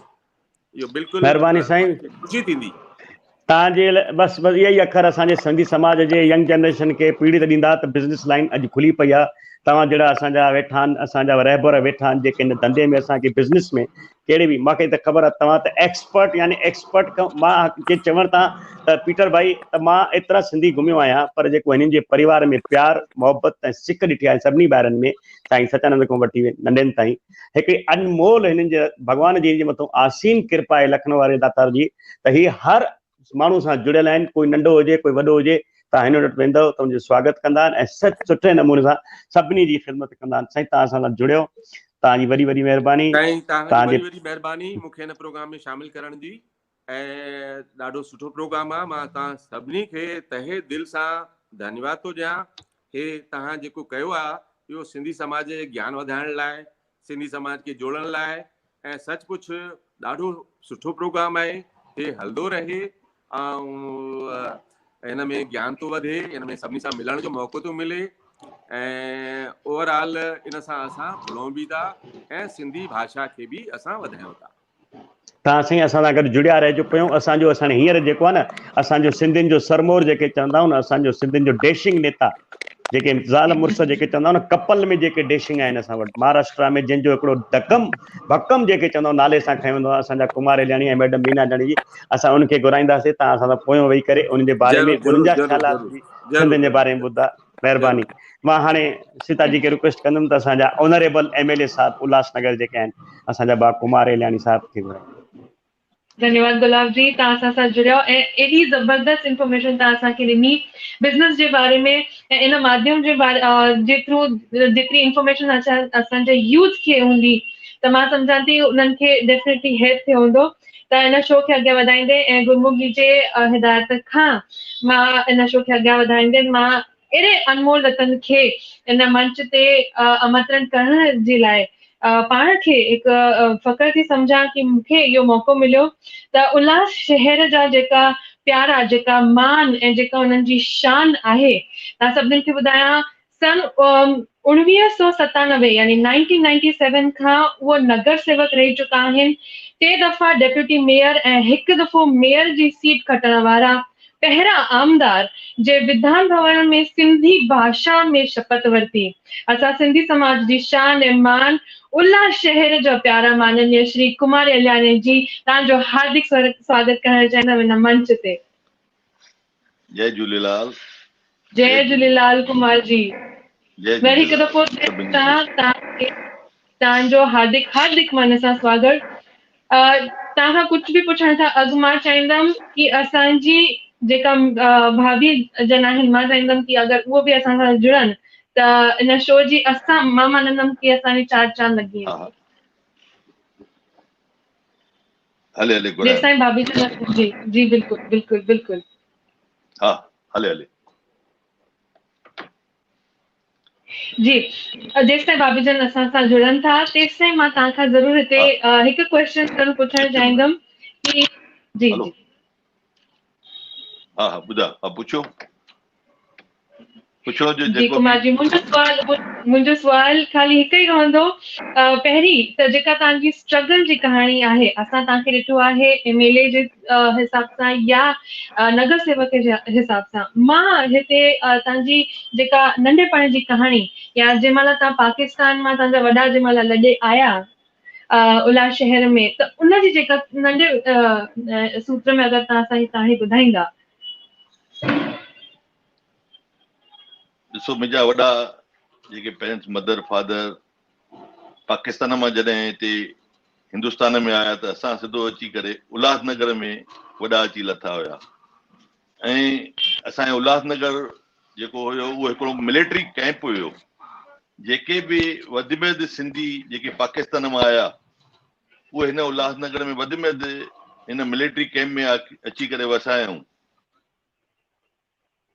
3 ॾींहंनि में उल्हासनगर में हार्डली को पॉपुलेशन 40-50 हज़ार हुई ऐं घणे भाङे जेके मिलिट्रीअ में बैरेक जेकी कोठियूं हुयूं उन बैरेक में अची करे असां रहियासीं। माना मुंहिंजा वॾा मदर फादर, मूंखे हिते जनमु मिलियो आहे ऐं मुंहिंजो फादर जीअं पाकिस्तान में हिते आयो त जीअं मां जनमु वरितो त मुंहिंजो फादर रेलवे में जॉब कंदा हुया, TC हुया। अॼु उन्हनि 5 भाउर 1 भेण असांजे परिवार में मुंहिंजे पिता साहिबु असांखे पढ़ाए लिखाए करे वॾो कयो ऐं हर को भाउ पंहिंजे पंहिंजे कम ते लॻो। मुंहिंजे फादर असांखे सभिनी खे छूट ॾिनी। पुट मां रिटायर थियो आहियां, मूंखे 20,000 पेंशन मिली आहे। हाणे 20 मां तव्हां ॾिसो 5 भाउर जेको तव्हांखे बिज़नेस करिणो हुजेव या जेका ॻाल्हि करणी हुजेव उन मां 10,000 तव्हां खणो, 10,000 मां रखां थो ॾुखे सुखे टाइम लाइ। त अहिड़े नमूने 5 ई भाउर पंहिंजे पंहिंजे हिसाब सां कम ते लॻी विया। हिकिड़ो मुंहिंजो भाउ पंहिंजी लेथ मशीन वठी आयो, हिकिड़ो ड्रिल मशीन वठी आयो। मां पंहिंजे लेखे टेप रिकॉर्ड जूं कैसेटियूं भरणु चालू कयूं, पढ़ंदो बि हुउसि ऐं नंढो धंधो बि चालू कयो। उन नंढे धंधे मां वरी इलेक्ट्रॉनिक्स जो धंधो कयो। वरी इलेक्ट्रॉनिक्स जे धंधे मां उल्हासनगर 1982 में तव्हां ॾिठो हूंदो वीडियो टीवीज़ जेके कलर टीवी आयूं त उल्हासनगर में मां वधि में वधि सप्लाई कयूं ऐं शूटिंग पाण कढंदो हुउसि। जेका वीडियो जी शूटिंग काई बि शादी थिए, बर्थडे प्रोग्राम थिए त मां वीडियो शूटिंग कढंदो हुउसि ऐं वरी पोइ मां लेमिंगटन रोड बॉम्बे में बि दुकान खोलियो, थाणा में खोलियो। आस्ते आस्ते इलेक्ट्रॉनिक्स मां वरी मां कंस्ट्रक्शन फील्ड में आयुमि। कंस्ट्रक्शन में कुझु 12-14 बिल्डिंगूं ठाहियूं।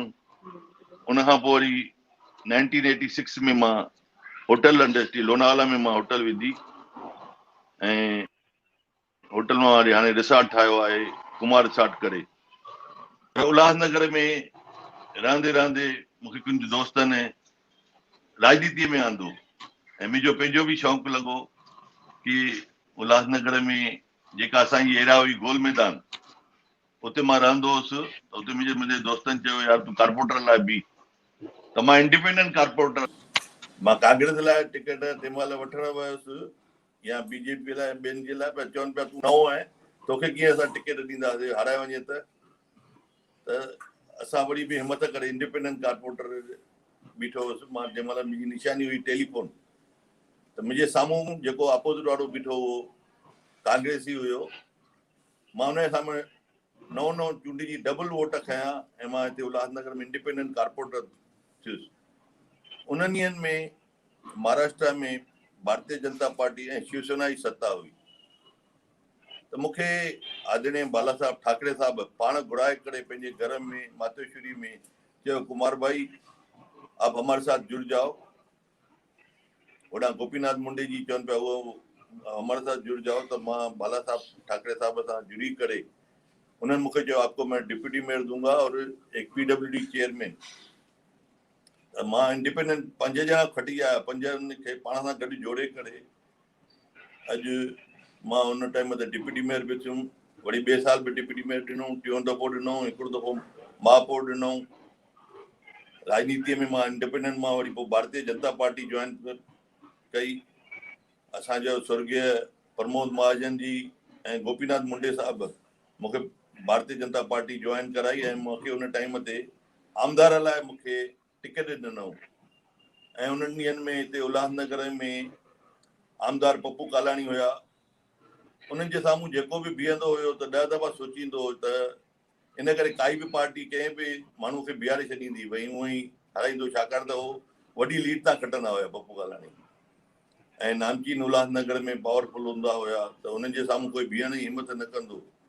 पर मां हिमत कई हुई भई मां चयमि न हिकिड़ो दफ़ो हिनखे हाराईंदुसि। मां हुननि जे साम्हूं बीठो हुउसि।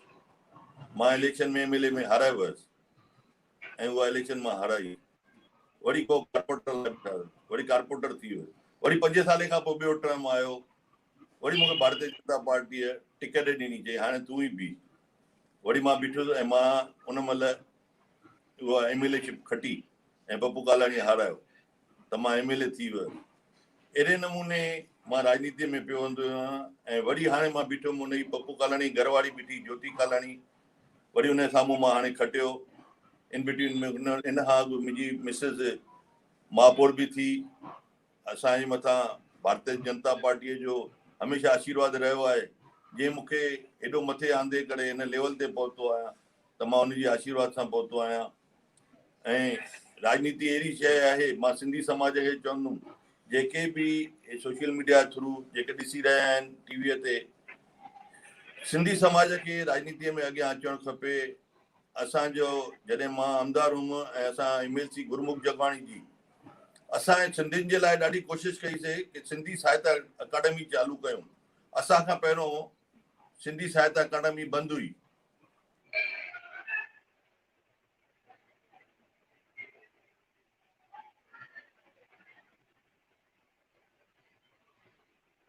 जी मूंखे लगे थो दादाजी शायद आवाज हिते कट थी वई आहे। कुमार सर आवाज नथी अचे। आवाज तव्हांजी नथी अचे असांखे। असांजी आवाज अचे थी तव्हांखे? भाभी आवाज अचे थी? कुमार, हाँ कुमार आवाज अचे थी? नथी अचे तव्हांजी आवाज। कढी छॾियोसि।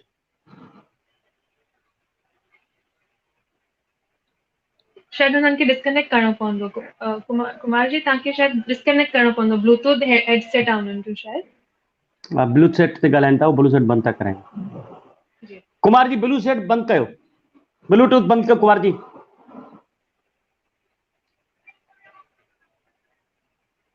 सोनू जी खे रिक्वेस्ट आहे त उन्हनि खे फ़ोन करे जेसिताईं कुमार जी जुड़नि जी त तेसिताईं इहा आहे त कुमार जी हिकिड़ी तमामु वॾी महिनत कई आहे उल्हासनगर लाइ ऐं मां पहिरीं ॻाल्हि इहा ख़ुशी थी त हुनजी अॼु बायोडेटा मां बि अॼु हिकु दफ़ो पहिरियों दफ़ो अॼु हुननि जी एॾी डिटेल सां अॼु कुमार जी मां बायोडेटा ॿुधां पियो ऐं फ़ख्र सां चवां थो असां राजनीति में जेके जंहिं महिल मथीं पोस्ट ईंदा आहियूं पोइ असां ईअं न चवंदा आहियूं त असांजो वॾो हीअं कंदा, मां फिल्म विकियां, मां केस्टूं विकियूं, मां हीअं कयूं। असां डायरेक्ट चवंदा यार मुंहिंजो पीउ त वॾो माण्हू हुयो, उहो त सिंध में नवाब हुयो, उहो सिंध में त हीअं हुयो। कुमार जी आवाज़ अचे थी? अचे थो।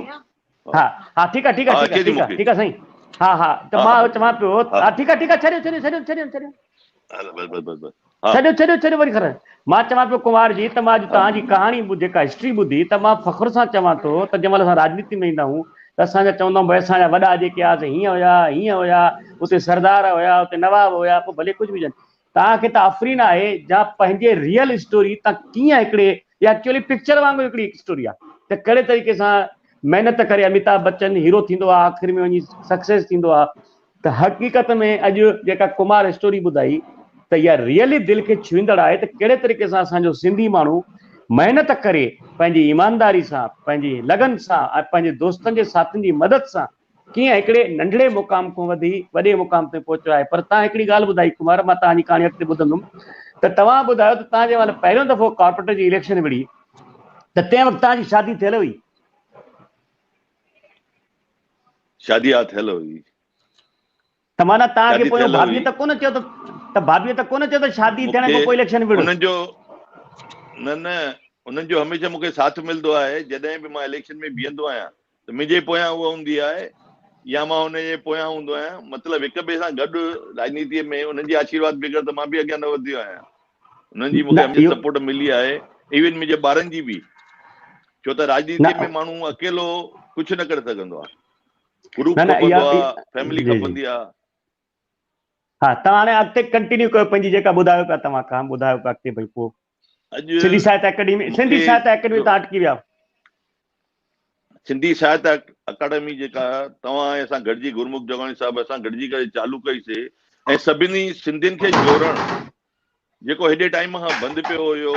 अॼु पूरे महाराष्ट्र में अॼु सिंधी साहित्य अकाडमी चालू करण खां पोइ जेका बजट तव्हां सेंक्शन कराई, फंड्स सेंक्शन कराया, जंहिंमें हर महाराष्ट्र में जिते जिते सिंधी रहंदा आहिनि उते कल्चरस प्रोग्राम करणु, सिंधियत खे वधाइणु, जेके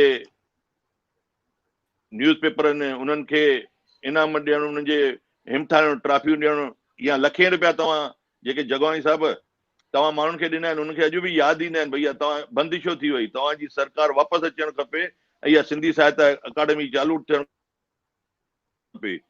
अॼु जॾहिं खां भारतीय जनता पार्टी ॾिसो सत्ता में कान्हे, अॼु हे जेके असांजा शिवसेना, कांग्रेस या एनसीपी अॼु सिंधी साहित्य अकाडमी बंदि करे रखी अथऊं। अॼु असांखे सिंधियुनि खे वधाइण में या सिंधियुनि खे अॻियां करण में हिन जो कोई हथु कान्हे। उहो असांजी पार्टी भारतीय जनता पार्टी हिकिड़ी हुई जेका असांखे सिंधियुनि खे वधाइण लाइ फंड्स ॾियणु, पैसा ॾियणु ऐं कल्चर खे वधाइणु। असांजो मिनिस्टर विनोद तौरे साहब जीअं असांखे गॾिजी करे असांखे चयो जेतिरी बि फंड्स खपेव मां हर टर्म में वधाईंदो ईंदोमांव। ऐं असां सपना बि ॾिठासीं भई अॻिते हली कंदासीं, पर तंहिं हूंदे बि हाणे कोशिशि करे वापसि जगवाणी साहब ऐं मां मिली करे लॻा पिया आहियूं वापसि। ऐं सिंधी जातीअ खे वधाइण लाइ छा आहे, हर ॻाल्हि में खपंदो आहे पैसो।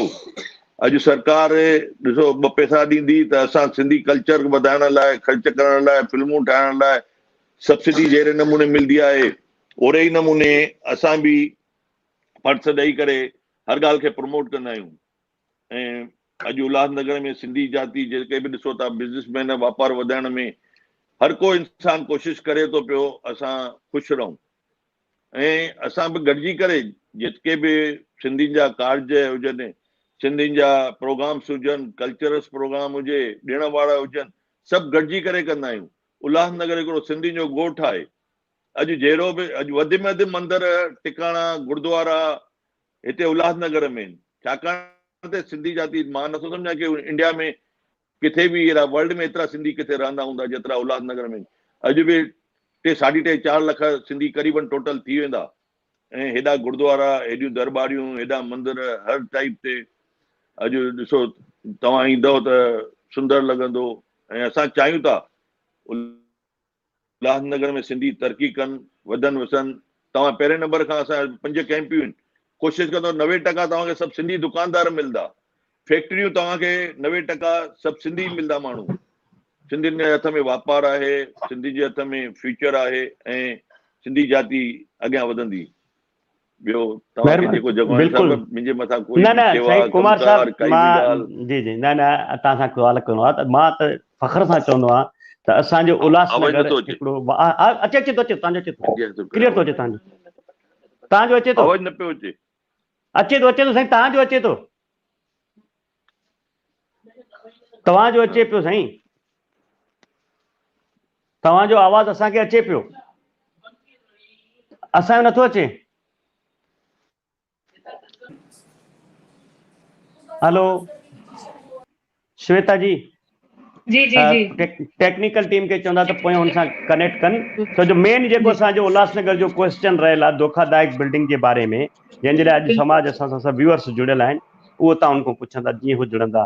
त इहा ॻाल्हि हले पई त हुन वाकई महिनत कई आहे, उन शख़्स ईमानदारी सां कमु कयो आहे ऐं अॻिते वधियो आहे। ऐं मां तव्हांखे ॿुधायां सिंधी सहायता अकेडमी मां गुरमुख जगवानी चालू न कई आहे, इहा चालू त असांजी गवर्नमेंट कई आहे। असां हिकिड़ो माध्यम हुयासीं, हिकिड़ो रस्तो हुयासीं, असांजी सोच सुठी हुई, असांजी अप्रोच सुठी हुई, असांजा तालुकात सुठा हुया पार्टी में, पार्टीअ जो असांजे मथां ट्रस्ट हो।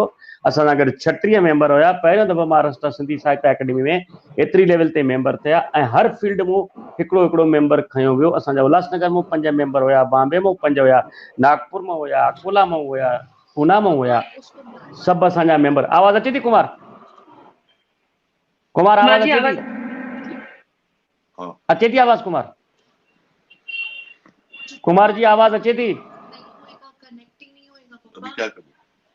कुमार आवाज़ अचे थी? हेलो आवाज़ अचे थी? कुमार जी असांजी आवाज़ अचे पई तव्हांखे? अचे पई हा हा कुमार जी तव्हां हाणे तव्हां स्पीकर खे टच न कयो। हा ठीकु आहे श्वेता जी तुम पूछो। अच्छा ठीकु आहे श्वेता जी पूछो। कुमार जी तव्हांजी कहाणी त असांखे ॿुधी करे ॾाढी मन छुअण वारी कहाणी त हुई। कुमार जी असांजी आवाज़ अचे पई तव्हांखे? शायदि नथी अचे गुरमुख जी उन्हनि खे असांजी आवाज़ न घुमाइनि था न कननि में।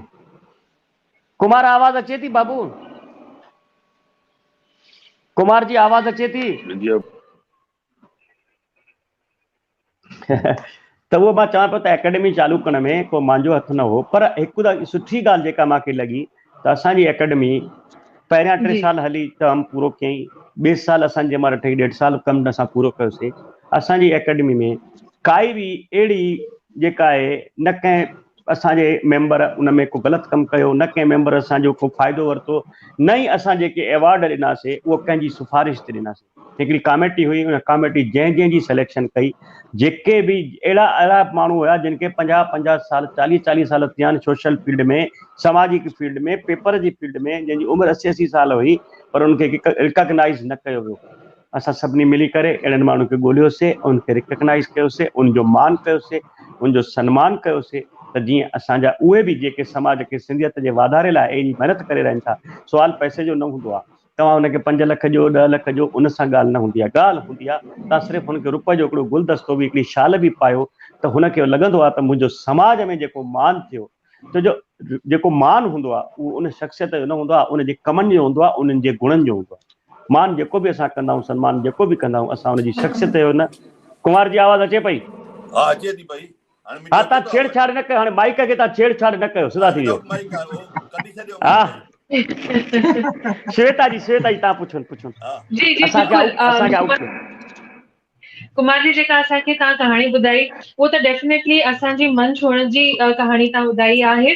ऐं जेको मूंखे मुंहिंजो मक़सदु हुयो तव्हांजी जेका कहाणी असांजे उल्हासनगर शहर वारनि खे स्पेशली जेका सिंधी माण्हू आहिनि उन्हनि ताईं पहुचाइण लाइ हिकु सभिनीनि खां वधीक जेको मौज़ू ते ॻाल्हि हली रही आहे इन वक़्तु हॉट टॉपिक जेको उल्हास शहर में आहे उहो आहे धोखाधाड़ी बिल्डिंग्स जे सबब में। त इन जे सबब में कुमार जी मां तव्हां खां पुछणु चाहींदमि कि तव्हांजो इन में छा रोल आहे ऐं तव्हांजी पार्टी इन में छा करे रही आहे? ॾिसो असांजी पार्टी जॾहिं मां आमदार इन खां पहिरियों टर्म हुयुमि ऐं असां MLC गुरमुख जगवाणी बि हुयो, तॾहिं बि असां इहो दुखादायक बिल्डिंग जो मुद्दो खयों होसीं जी ऐं उन टाइम ते स्वर्गीय वसंत दावखेड़े जी असांजा डिप्यूटी स्पीकर हुया, नागपुर सेशन जी चालू हुयो, उन्हनि ॾींहंनि में मूंखे चङी तरह यादि आहे असां गुरमुख जगवाणी MLC जॾहिं हुयो त उन इहो क्वेश्चन विधो हुयो कि उल्हासनगर में असांजो जेके धोखादायक बिल्डिंग आहिनि उनखे रेगुलाइज़ कयो वञे ऐं उन्हनि खे 4 FSI ॾिनी वञे। उन टाइम ते असांजे गुरमुख जगवाणी साहब उनखे रेगुलाइज़ कराए असांखे 4 FSI उल्हासनगर वठी ॾिनी। उनखां पहिरियों हाईकोर्ट ऑर्डर कढियो कि उल्हासनगर जूं सभु बिल्डिंगूं भञो ऐं उन्हनि ॾींहंनि में बिल्डिंगूं भञण चालू बि कयूं। काफ़ी सिंधियुनि जूं बिल्डिंगूं भॻियूं, पर जगवाणी साहब ॾाढी कोशिशि कई, असां बि सभु गॾु हुन सां गॾु बीठासीं ऐं उन कोशिशुनि खां पोइ उल्हासनगर में बिल्डिंग जी डेमोलिशन बंदि थी हुई ऐं 4 FSI असांखे मिली। पर असांजे सिंधियुनि जी बि सुस्ती करे उन्हनि रेगुलाइज़ न कराई। किन उन टाइम ते जेको फाइन विद गवर्नमेंट कढियो हुयो उहो न भरियऊं, जंहिंजे करे उहो कमु काफ़ी रुकिजी वियो।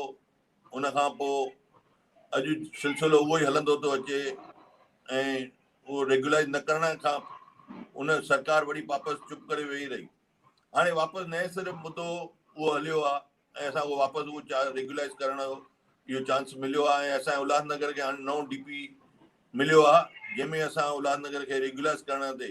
पर हाणे जेका कोरोना खां पोइ ऐं नई बॉडी अचण खां पोइ जॾहिं टई पार्टियूं जेसीं ताईं पाण में उन्हनि जो तालमेल थिए त उल्हासनगर खे वापसि सां असांखे रीडेवलप कराए जेके उल्हासनगर में जेके झूनियूं बिल्डिंगूं आहिनि जेके जंजर थी वियूं आहिनि, जेके पैसेज ते ठहियल आहिनि, के रोड ते आहिनि, के इंक्रोचमेंट में आहिनि, उन्हनि खे वापसि सां रीडेवलप करे हिकिड़ो क्लस्टर योजना करे हिकिड़ी स्कीम आहे जेके असां उल्हासनगर में नई बिल्डिंगूं ठाराईंदासीं ऐं शहर खे हिकिड़ो सुंदर सुपिनो जेको आहे असां उल्हासनगर हिकु सुंदर उल्हासनगर हुजे, सुंदर सिंधु नगर हुजे, अहिड़ी कोशिशि आहे।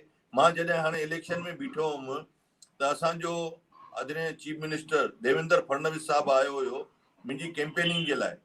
मूंखे आमदार जॾहिं मां इलेक्शन में बीठो हुउमि त उन्हनि खे कैंपेनिंग में मां प्रॉमिस वरितो कि उल्हासनगर में मां खटी अचां ऐं मां आम जनता खे वाइदो थो करणु चाहियां कि उल्हासनगर में मेट्रो रेल अचणु खपे ऐं मेट्रो रेल अचणु खपे। उल्हासनगर जो नालो सिंधु नगर हुअणु खपे।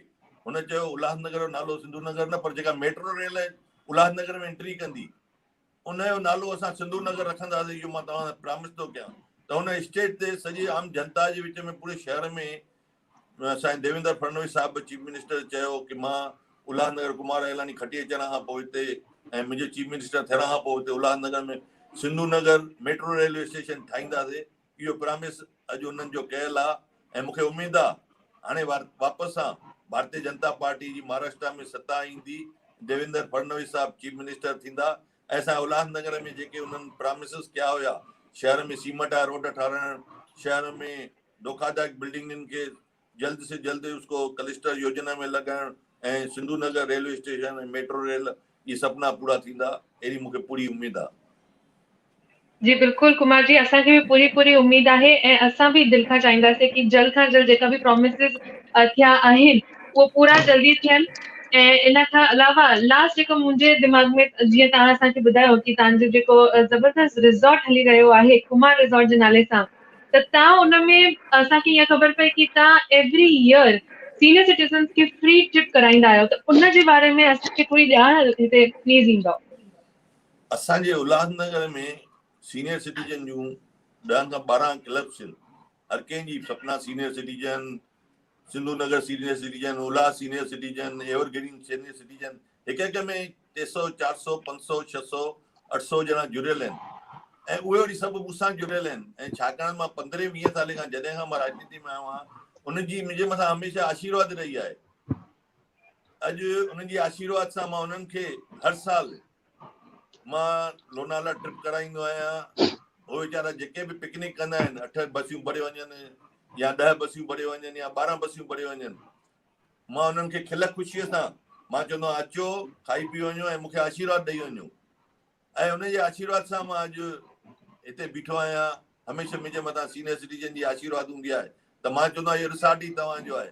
हाणे मुंहिंजो माथेरान में कुझु रिसॉर्ट ठही रहियो आहे त मां चवंदो उन्हनि जी बि आशीर्वाद उते बि वठंदुमि, छाकाणि त उन्हनि जी वॾनि जे आशीर्वाद सां ई असां वधिया आहियूं, संतनि जे आशीर्वाद सां ओड़े नमूने असां सीनियर सिटीजन बि हिकु क़िस्म जा संत आहिनि, उन्हनि जी असां आशीर्वाद वठंदासीं त असां वधंदासीं।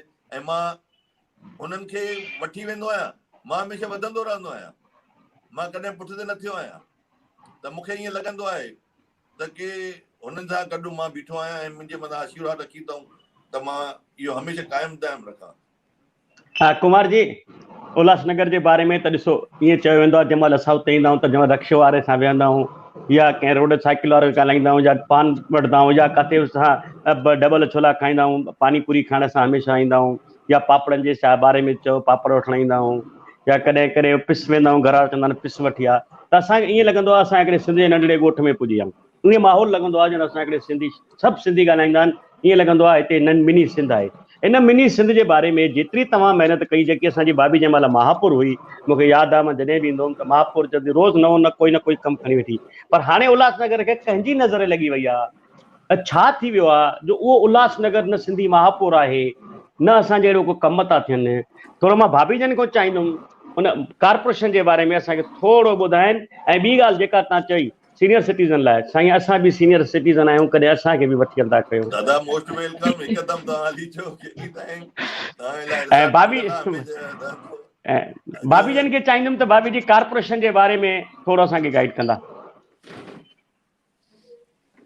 जय झूलेलाल। जय झूलेलाल। जय झूलेलाल। जय झूलेलाल। जहिड़े कारपोरेशन जो भाभी ॾिसो था, तव्हां महापुर रहियो, तव्हां भले कहिड़ी बि पार्टी जो हुजे, मां उहो नथो चवां, हुयो त सिंधी न, अॼु ताईं जेको उल्हासनगर जो रिकॉर्ड रहियो आहे, कंहिं बि पार्टी जो रहे सिंधी रहंदो आहे, जीअं MLA रहंदो आहे। त हिन दफ़े अहिड़ी कहिड़ी ॻाल्हि थी वई जो असांजा सिंधी पाण में तालमेल न करे सघिया, या तव्हां चाहियो था त वरी को सिंधी महापौर अचे? असां त चाहींदासीं सिंधी महापौर अचे, असां छो सिंधी महापौर ईंदड़ असांखे प्राउड फील थींदो आहे।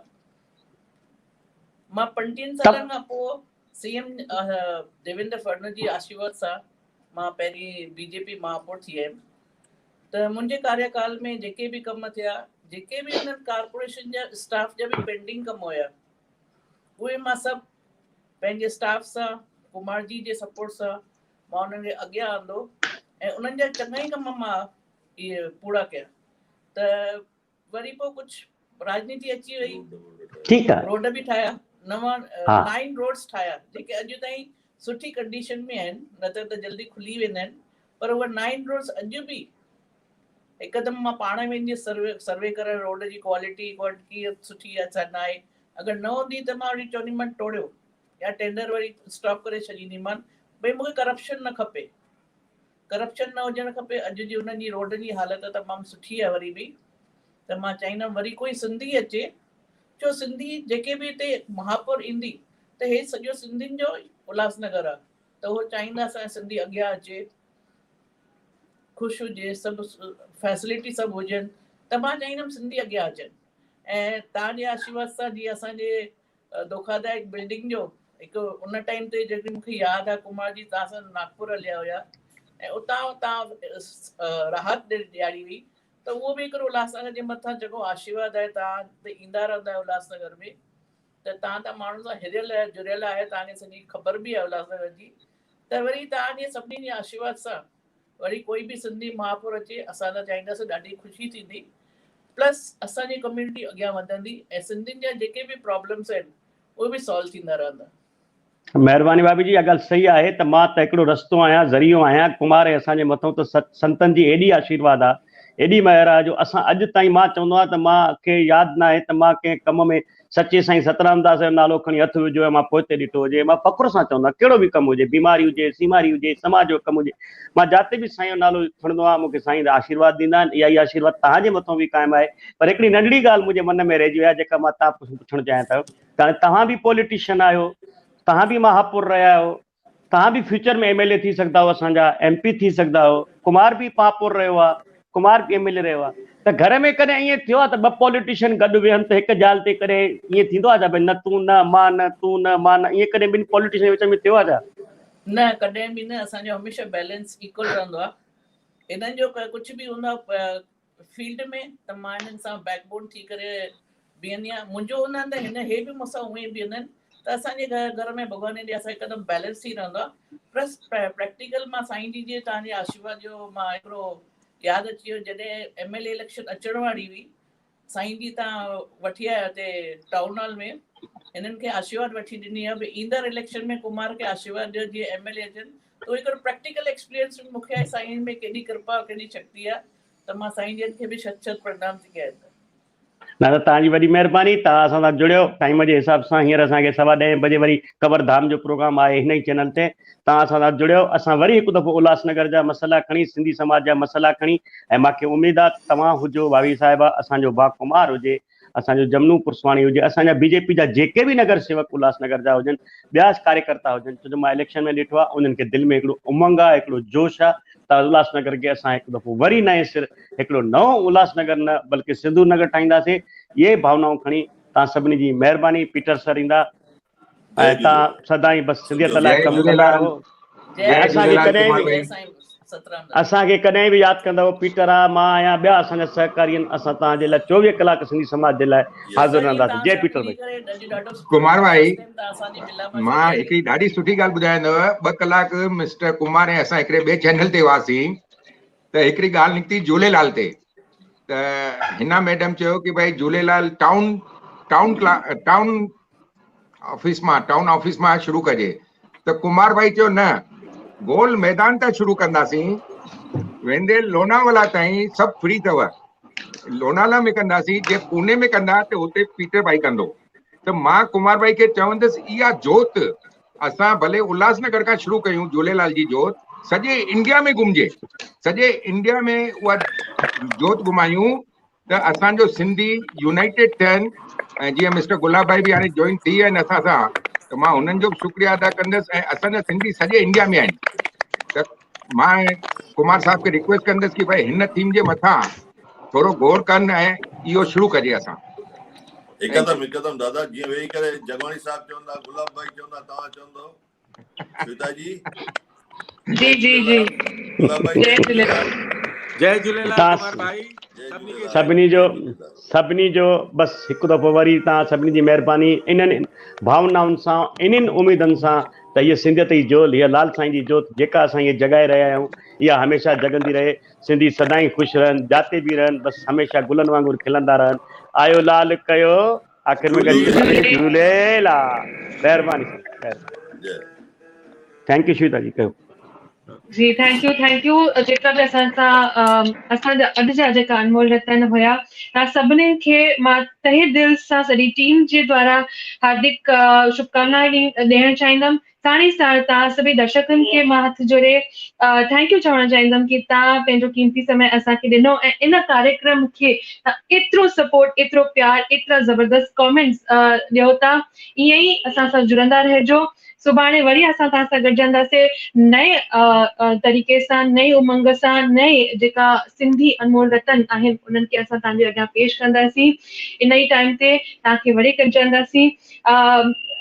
त लास्ट में मां ख़ाली एतिरो ई चाहींदमि कि अॼु जो जेको कार्यक्रम हुयो उन में असां सिंधी भाषा, सिंधी सभ्यता ऐं सिंधी बिज़नेस, सिंधी पॉलिटिक्स ऐं सिंधी सोशल वर्क जे बारे में जेका असां ॻाल्हायोसीं, त उनखे प्लीज़ सभई ध्यानु रखिजो। पंहिंजे ॿारनि खे सिंधी सेखारियो, सिंधी ॻाल्हाइणु सेखारियो, छाकाणि त पंहिंजी जड़ खां जुड़णु ॾाढो ई ज़रूरी आहे। सिंधी विसारींदासीं न, छाकाणि त उहा त असांजे नस में आहे, असांजे खून में आहे, पर सिंधी ॻाल्हाइणु तमामु ज़रूरी थी वियो आहे। इन ई लफ़्ज़नि खे लास्ट चई करे मां तव्हां सभिनीनि खां अलविदा वठंदमि ऐं वरी तव्हां खां असां जुड़ंदासीं सुभाणे इन ई वक़्त ते। जय झूलेलाल।